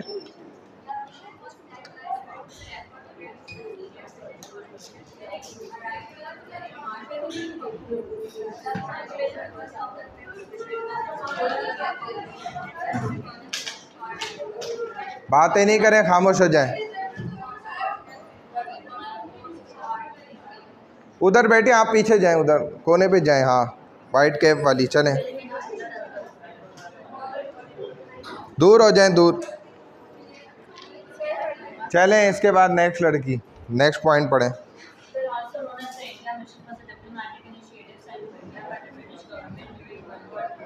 mission was led by Sir Stafford Cripps, a senior British politician, and it arrived in India in March 1942. The primary purpose of the Cripps mission was to secure Indian cooperation and support for the British war effort to propose a constitutional framework for laws. चलें आप पढ़ें दोबारा इसको, आगे आओ, फिर उठो वहाँ से, उठो यहाँ पर आओ, जल्दी करो, जल्दी उठो, टाइम ज़ाया नहीं करो, आगे आओ, जब तक आप देख के पढ़ो। Also known as the India Mission was a diplomatic initiative sent to India by the British. जल्दी करो, टाइम ज़ाया नहीं करो, आगे आओ, आगे आओ। The primary purpose of the Cripps mission was to secure Indian cooperation and support for the British war effort and propose a constitutional framework for India. चलें दोबारा पढ़ें इसको, जल्दी पढ़ें, इसी को पढ़ेंगे, चलिए साथ पढ़ लेंगे, समझने नहीं ना ज़रा। अगर इसी को समझ यहाँ पे आओ, इस वाली सीट पे आओ, बातें छोड़ो, जल्दी करो।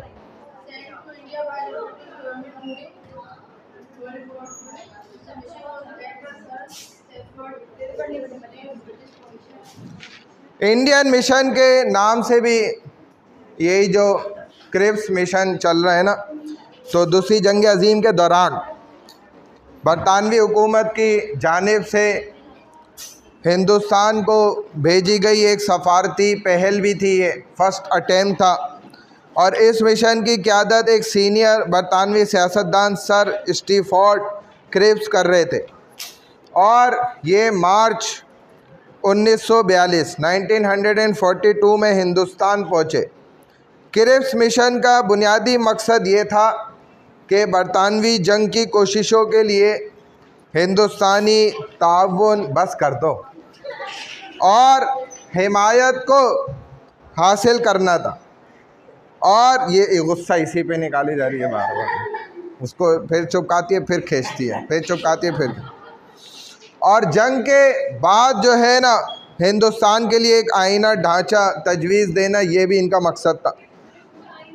यानी कि एक क्रिएशन ऑफ सिस्टम मैप, यूँ समझ लो, डिज़ाइन टू मैप, एक यानी कि जिसको यूँ भी कह सकते हैं कि दोनों की सरहदों को भी मुतय्यन करना मकसद था कि पाकिस्तान की सरहदें कहाँ तक होंगी, हिंदुस्तान की कहाँ तक होंगी, इनको जब डिवाइड किया जाए फिर उसमें तमाम इंतज़ामात का ख्याल रखना बहुत अहम था, जो कि इतना कुछ सब प्लान करने के बावजूद भी बहुत सारे हालात बिगड़े थे। जी सर कह रही है पंजाब पूरा दे दिया, सिंधी आधा दे दिया और आप कुछ कह रही हैं। देखो, ये इस नक्शे को तो हिंदू क्या बनाते या बरतानवी ब्रिटिशर क्या बनाते या मुसलमान क्या बनाते, ये बस अल्लाह की तरफ से तय हो गया। ये इसी के लिए तो भेजा गया था, ये जो आप मिशन क्रिप्स मिशन चल रहा है वो इसी के लिए ही था कि इन तमाम चीज़ों को जो है ना मैनेज करा जाए। लेकिन जो भी हुआ भाई, ये अल्लाह की तरफ से ख़ुद कार तकसीम हो गई कि मुसलमानों के लिए जितना हिस्सा था उनको मिल गया, क्योंकि ये अल्लाह के फ़ैसले के बगैर तो नहीं हो सकता ना, ये बात आप भी मानते हैं। लास्ट बैकग्राउंड सिर्फ पढ़ लो बस, यहाँ पे किसका नंबर था, चले भाई ये पढ़ लिए लोग, बैकग्राउंड पढ़ लें जल्दी से। नहीं पढ़ लिए वो।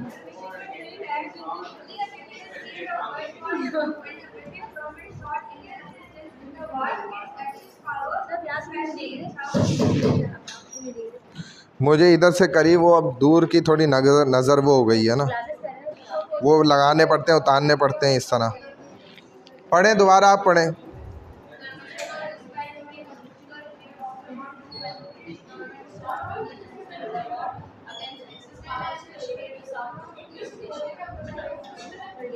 ये जो क्रिप्स मिशन था ना, दूसरी जंग अजीम के देखा जाए तो ये एक बहुत कमज़ोर और नाजुक दौर था जिसमें ये क्रिप्स मिशन हवाले किया गया था। लॉर्ड माउंटबेटन उसको भी भेजा गया था जब बरतानवी हुकूमत ने ये तमाम ताकतों के ख़िलाफ़ जंग में ख़ास तौर पर देखा जाए तो जनूब मशरक़ी एशिया में हिंदुस्तानी मदद भी तलब की। तो ये क्या मकसद था, ये क्या इसका बैकग्राउंड था जानते हैं आप लोग इस हवाले से? किसी को कुछ पता है? हाँ, नहीं, जो हम ये यहाँ पे बात कर रहे हैं।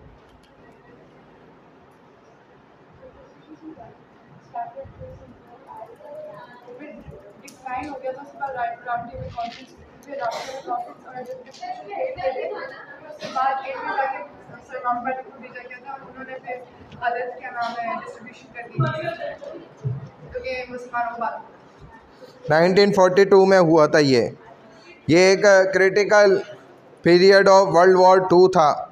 South Indian assistance the mission Cripps mission the offer, उनकी तरफ से जो डोमिनियन स्टेटस था, आउटकम उसका जो निकला कि ये मिशन हकीकत में क्या हो गया था, फेल हो गया था।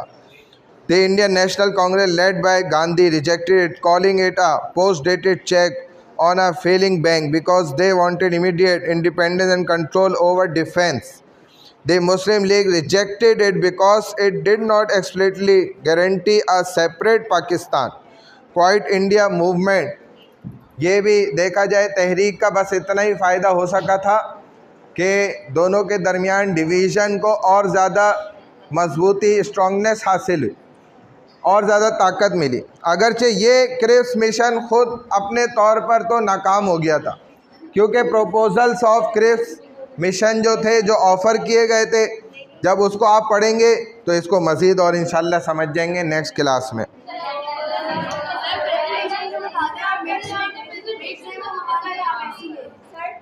अच्छा, प्रेजेंटेशन का मसला जो है ना वो सीधा कर लेते हैं। प्रेजेंटेशन में मैंने कितने स्टूडेंट्स कहे थे? 5। हाँ, सही। देखिए, 2 से 3 मिनट हर स्टूडेंट यहाँ पर आके अपनी पीपीटी खुद बनाएगा और वो प्रेजेंट करेगा, यहाँ पर ग्रुप वाइज करेगा, लेकिन मार्क्स उसको इंडिविजुअली मिलेंगे। वो मैं नोट डाउन करूँगा, आपके मेरे पास अटेंडेंस में नाम होंगे लिखे हुए, मैं नंबर खुद अपने पास नोट करता रहूँगा। और जैसे आप लोगों की पीपीटी तैयार हो जाए तो आपने मुझे नेक्स्ट क्लास से पहले तक जो है ना अपनी पीपीटी, मैं ईमेल एड्रेस आपको दे दूंगा व्हाट्सएप ग्रुप पे, वो आपने मुझे शेयर कर देंगे। तो मैं यहाँ ईमेल ओपन करके उसी वक्त आपकी पीपीटी प्रेजेंटेशन की जो आपने तैयार की होगी वो ओपन कर दूंगा। ग्रुप वाइज आप लोग के मेरा ख्याल है तकरीबन तमाम ग्रुप्स बन चुके हैं, स्टूडेंट्स के सब फाइनलाइज हो गए, सब ने अपने टॉपिक खुद सेलेक्ट कर लिए हैं। जो रह गया है वो फौरी तौर पे कर ले, आज कल में उसको फाइनलाइज कर ले। नेक्स्ट वीक से हम प्रेजेंटेशन स्टार्ट करेंगे।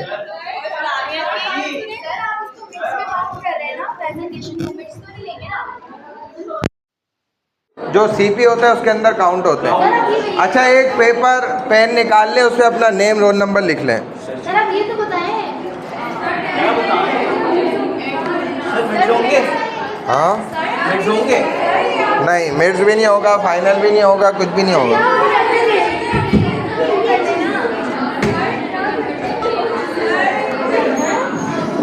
भाई सब कुछ होगा ये तो। आप प्रेजेंटेशन भी दे रहे हैं, आप प्रेजेंटेशन भी करेंगे तो अलग से मैं कर लूँगा, मुझे पता है कहाँ आप मेरे तैयारी करने की फिक्र करें। सिर्फ 2 लड़के हैं, वो तो बचपन से 2 लड़के ग्रुप बनाए। सर 2 लड़के कैसे ग्रुप बनेंगे और प्रेजेंटेशन कैसे देंगे? आज बनाइए सिर्फ ग्रुप के लिए। बता दें क्या 2 लड़के? नहीं कर रहे तुम सर, इसका पैटर्न बता दें। आइडियोलॉजी ऑफ पाकिस्तान क्या है? एक सेकंड, कहाँ चलेगा आपका पेपर? अभी तक बनाएंगे, ऐसे बेफिक्र रहो, कोई गलत फहमी में नहीं रहना कि ये पेपर खोल दिया। ये मैं आपका क्विज खोल रहा हूँ, वो पिछला है, ये आ गया कोई बात नहीं, ये मैंने बनाया। सर वो इतना मुश्किल सर, ये तो बहुत मुश्किल है सर। सर ये हाँ, 10 मिनट का क्विज है बस।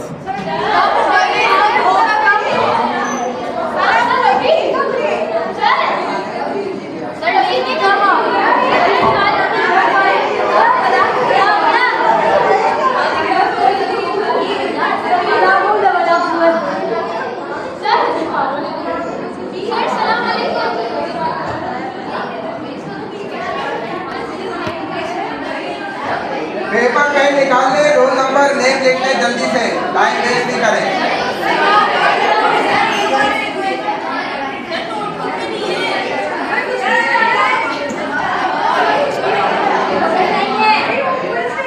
नहीं है तो मुझे खाली रोल नंबर और नेम लिख के दे दो, मैं 0 कर दूंगा। अच्छा मेरी भी जान छूट है।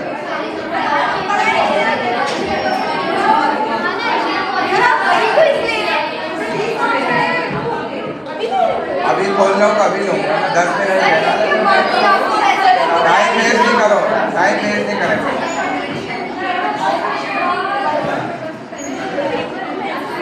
हर चीज़ की आपको तैयारी रखा करें अपनी।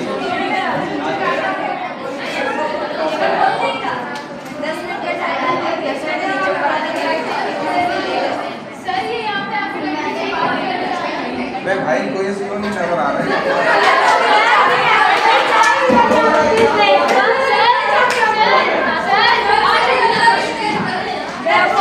हमारे पास हर चीज़ का इलाज है।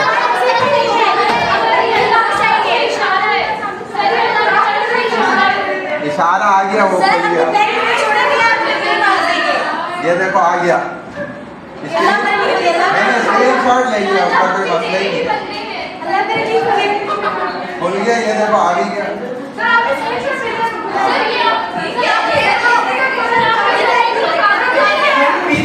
चलो भाई आ गया, आ गया जूम करवा बस। यूं नहीं करेंगे और कैसे करेंगे? चले भाई स्टार्ट कर ले, यहाँ से जल्दी से कर ले। 2 लाइनों में जवाब लिखना है, 2 लाइनों में जवाब लिखे, 2 लाइन का आंसर है बस। जल्दी शुरू करें, 2 लाइन में जवाब लिखना है। कोई स्टूडेंट मोबाइल यूज ना करे, एक दूसरे से बात ना करे, बिल्कुल 10 मार्क्स का क्विज है, बिल्कुल दूर हो जाए एक दूसरे से, वरना मैं नेगेटिव मार्किंग करता रहूँगा। कुछ भी ना हो, मेरी जिम्मेदारी नहीं है। आप स्टूडेंट हैं, मैं टीचर हूँ। जल्दी जाए लेकर आए, जल्दी लेकर आए भाई। पेपर दे अल्लाह के नाम पे, किसी के पास है तो दुआएं भी बद्दुआएं भी देंगे, सब देंगे, अल्लाह के नाम पे दें इनको। मोबाइल बंद कर दे, मोबाइल यूज नहीं करना, जल्दी बंद करें मोबाइल अंदर, सबका मोबाइल अंदर कर दें, जल्दी जल्दी गायब करें मोबाइल। बात कोई ना करे स्टूडेंट, वरना मैं माइनस लगा दूंगा। बस बात कोई ना करे,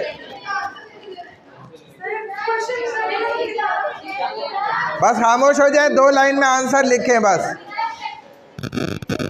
पेन से लिखें, पेन से। ये क्या कर रही है नीचे, क्या है? जल्दी करें, जल्दी करें, टाइम कम है, 10 मिनट का पेपर है बस, क्विज। जो भी है लिखें, जिससे भी लिखना है लिखें। अब बात नहीं करे, कोई भी बात नहीं करे, इधर उधर देखिएगा मत किसी का, वरना मैं उसका टाइम वेस्ट कराऊंगा, पीछे भेजूंगा उसको। जो इधर उधर देखेगा उसका टाइम वेस्ट होगा, मैं पीछे भेजूंगा उसको।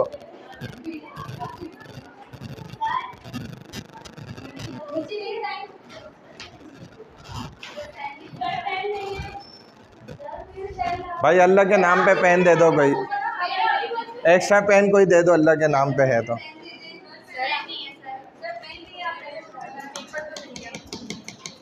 नहीं है भाई, किसी का एक्स्ट्रा पेन है?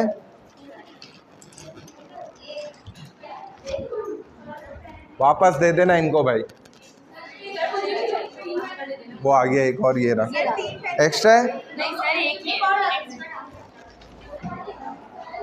जल्दी जल्दी कर ले, 2 लाइन में आंसर लिखें बस, अपने अल्फाजों में, जिससे भी लिखना है लिख लें।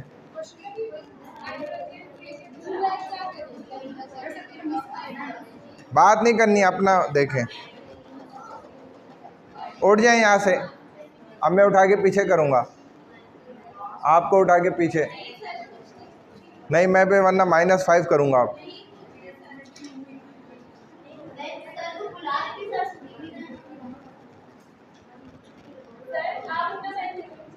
मेरे पर नहीं है पेन। सर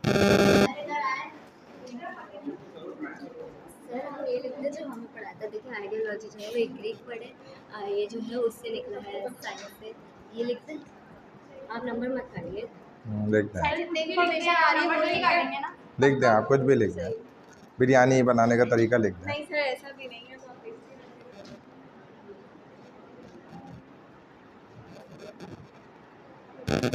आप अपना देख के करें, अपना उनका नहीं देखें।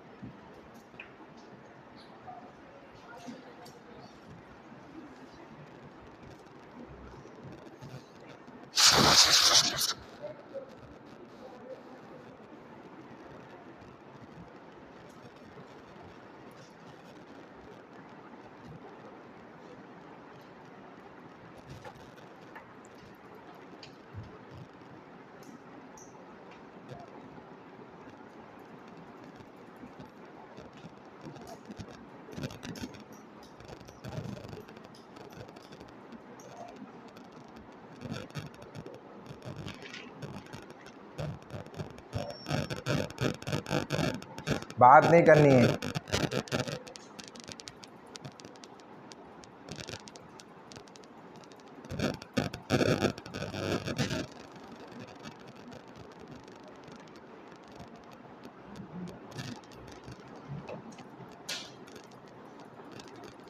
उधर नहीं झांको, अपना देखो, अपना अपना वहाँ देखो। पेन है किसी के पास? एक्स्ट्रा एक्स्ट्रा पेन है? ये इनको वापस करना।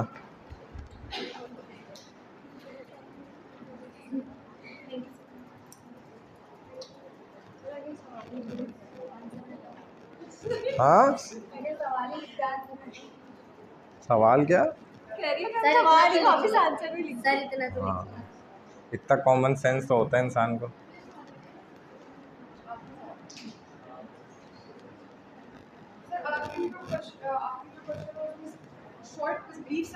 हाँ, 2 लाइन में बस जवाब बता दें क्या है। 2 लाइन्स में आंसर। 5वां भी है, मैं वो आगे करता हूँ, 2-4 मिनट दें।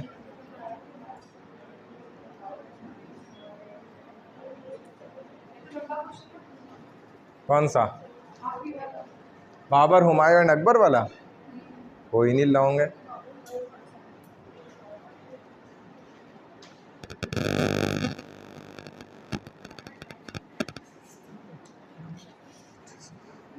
उनकी सिर्फ नंबर, आप वो नेम लिखें बस। एडमिनिस्ट्रेटिव स्टेजेस, हाँ, मिलिट्री अचीवमेंट और ये सारा कुछ, सिर्फ नेम्स लिखें।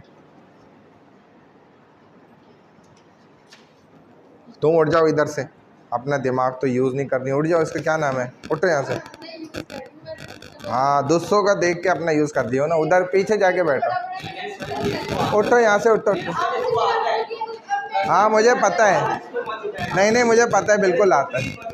उठे, जल्दी करें, जल्दी से, जल्दी उठे। वो पीछे जाके वहाँ बैठे, जल्दी। पूरे सब देखो बातें शुरू कर दी सब ने।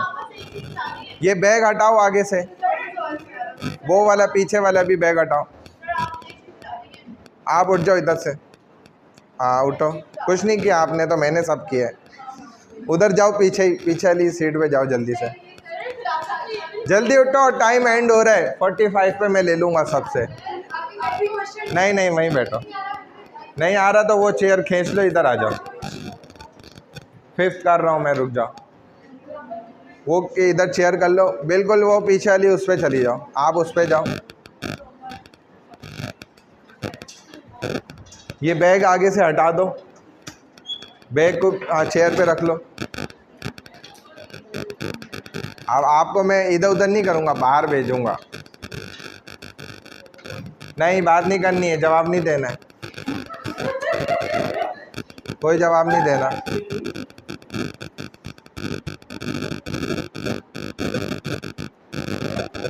जवाब नहीं देना, मैं -5 करूँगा आपके आगे। फर्स्ट भाई वो 5th पे पहुँच गई है, मैं क्या करूँ आप? चलो 5 तक करना है, 10 मिनट का काम है सिर्फ। जी हाँ, 10 मिनट का काम है। 2 लाइन लिखने आपने, कोई मैं थोड़ी कह रहा हूँ कि आप 200 लाइनें लिखें। 2 लाइन में है, बिल्कुल पॉइंट्स बनाएं, बस वही जवाब है। कोई वो नहीं, आपको अगर जहन में है पॉइंट्स सिर्फ लिख दें बस 2 लाइनों में, 1 2 3 4 5 6 8 9 पॉइंट आ जाएंगे 2 लाइनों के अंदर बस।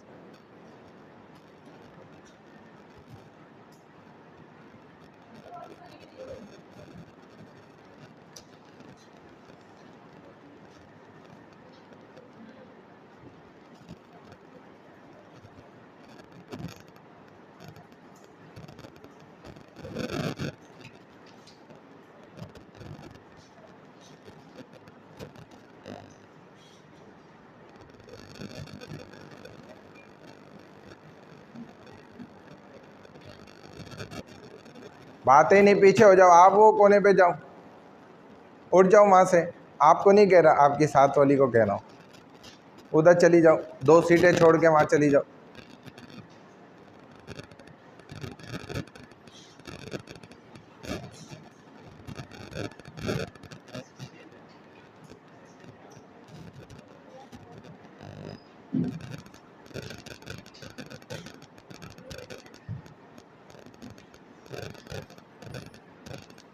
Sir, I have done marvel. क्या वर्क किया तुमने, इधर दिखाओ। सर वर्क जितना आता था उतना ही कर दिया बस। क्विज 1 तो लिखो, डेट तो डालो आज की। क्विज 1 लिखो, डेट डालो। और बाबर, हुमायूं, अकबर, तुम्हें कुछ नहीं पता कौन थे ये लोग?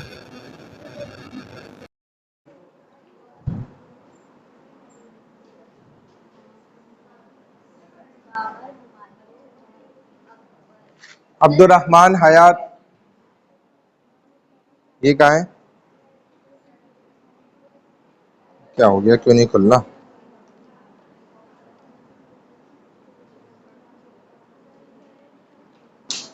आयशा सना, अम्मारा शेख, आमना राशिद,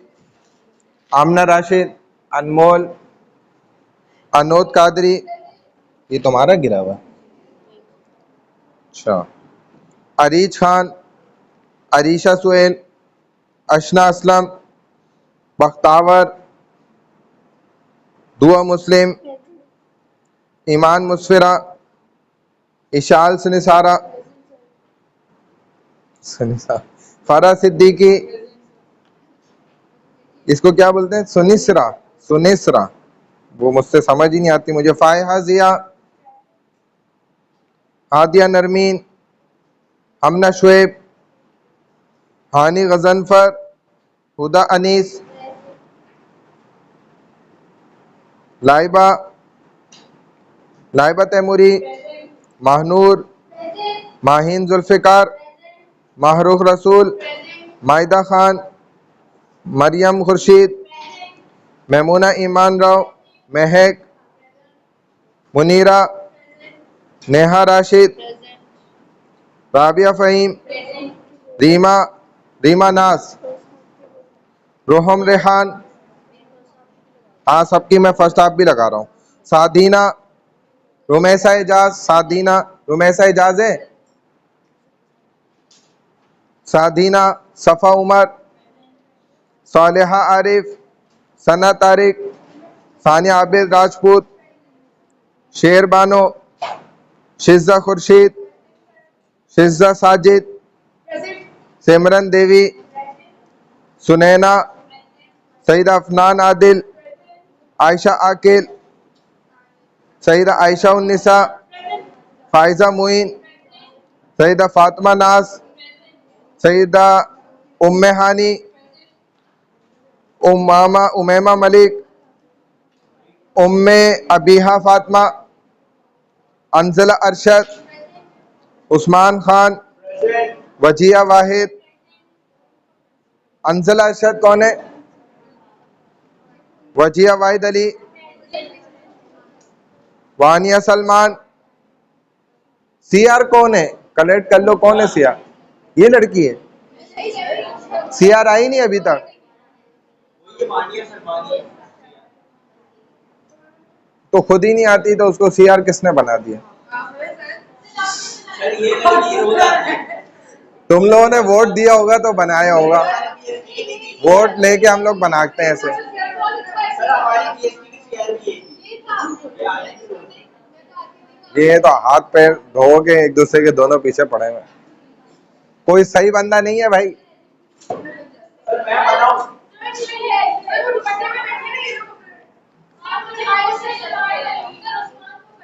ये उस्मान, ये लड़का सर मैं नहीं कर पाऊंगा सर। सर इतनी बड़ी जिम्मेदारी मेरे कंधों पे पड़ता है।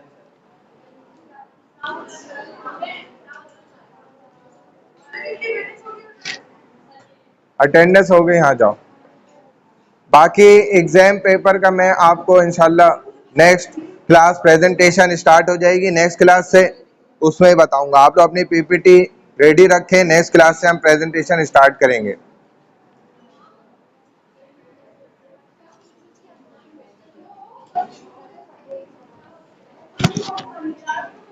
ये रात को बताइए ना आई कैसे।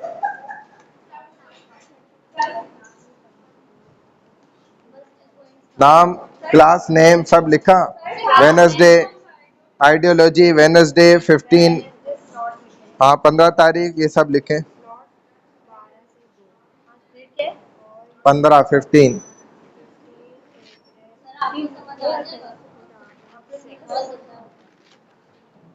सही है, कुछ पढ़ा जाएगा।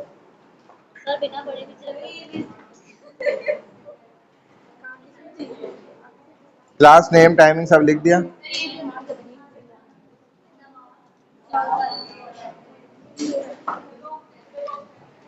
हो गया सब का, GDS का होता जा रहा है, दे दो। सर ले लीजिए सबसे। खुद दे रहे हैं तो ले लें आप, टाइम तो हो गया।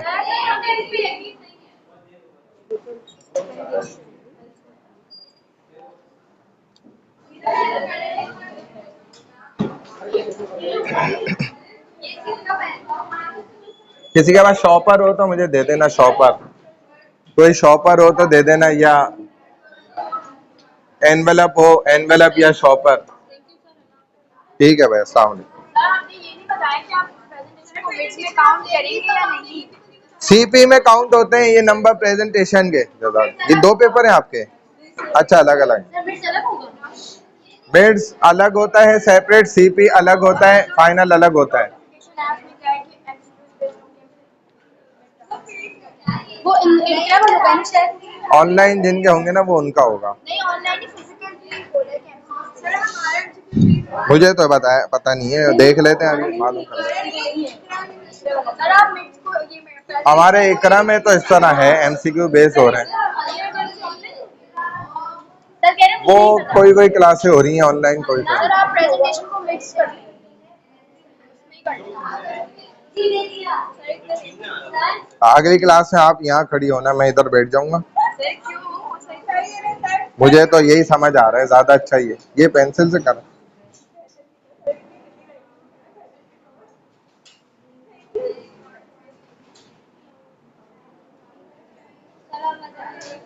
सर इंशाल्लाह हाँ आप ग्रेड अच्छा दिएगा तो हम आपको याद रखेंगे। इंशाल्लाह, वैसे भी याद करेंगे। अच्छाई में बुराई में दोनों में बंदा याद ही करता है। किसी के साथ किसी ने अच्छाई की हो या बुराई भी तो की हो तो याद रखता है ना। बुराई वाले को ज्यादा अरसे याद रखता है। ठीक हो गया, सही।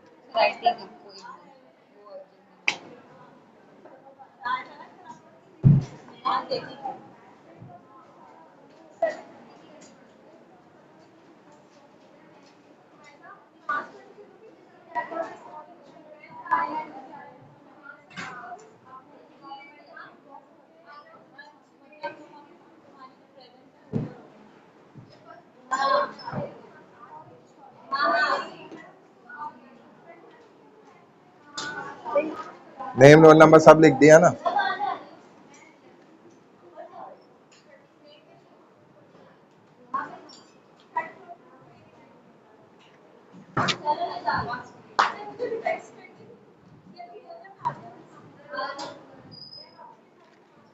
हो गया, सबने दे दिया। अच्छा अच्छा, कर लो कर लो। दोनों का एक है? आपके दोनों है? लगा दिए। आइडियोलॉजी ऑफ पाकिस्तान जो आपने पढ़ा है वही आएगा। हाँ, अटेंडेंस का जो मसला है वो लिस्ट में से एक साथ लिस्ट बनाओ, फाइनलाइज करो, फिर मुझे भेजो, मैं आगे भेज देता हूँ। बैठी हुई थी, उन्होंने बनाई थी लिस्ट उनके पास। अब वही ना, वो किसी तरह उनसे आप कांटेक्ट यहीं कर लेती तो लग गई ना क्या? दोनों हाफ की लग गई। चेंज किया था ना स्टार्टिंग में, तो 2 क्लासेस मिस हुई, तो वो तो नहीं होंगी ना हमारे टीम। आपके पास एब्सेंट आ रहा है क्या उसमें? नहीं आ रहा तो फिर कोई मसला नहीं है, अगर आ रहा है तो मसला है। आपने सारी पढ़े ना, मतलब हाँ जितनी आपने स्लाइड्स अपलोड की है जो आपने ग्रुप पे भी भेजी हाँ, है, वो सब सारी तैयारी करनी है। हाँ, वो उन्हीं जो में आया था नोटिफिकेशन की एमसीक्यू बेस्ड पेपर होगा सर। आप लोग का है। इकरा का आया था, पता नहीं, मैं आपसे इसीलिए कंफर्म कर रही इकरा वालों का अलग है, उनके तो हो रहे एमसीक्यूज बेस्ड, आप लोग के नहीं है। हूँ। हमारे तो पूरे ही होंगे ना, या अभी कंफर्मेशन नहीं है। नहीं, आप लोग के तो मेरा ख्याल है पूरे ही हैं, वैसे मैं और कंफर्म कर लेता हूँ। फिर आप ग्रुप पे बता देंगे।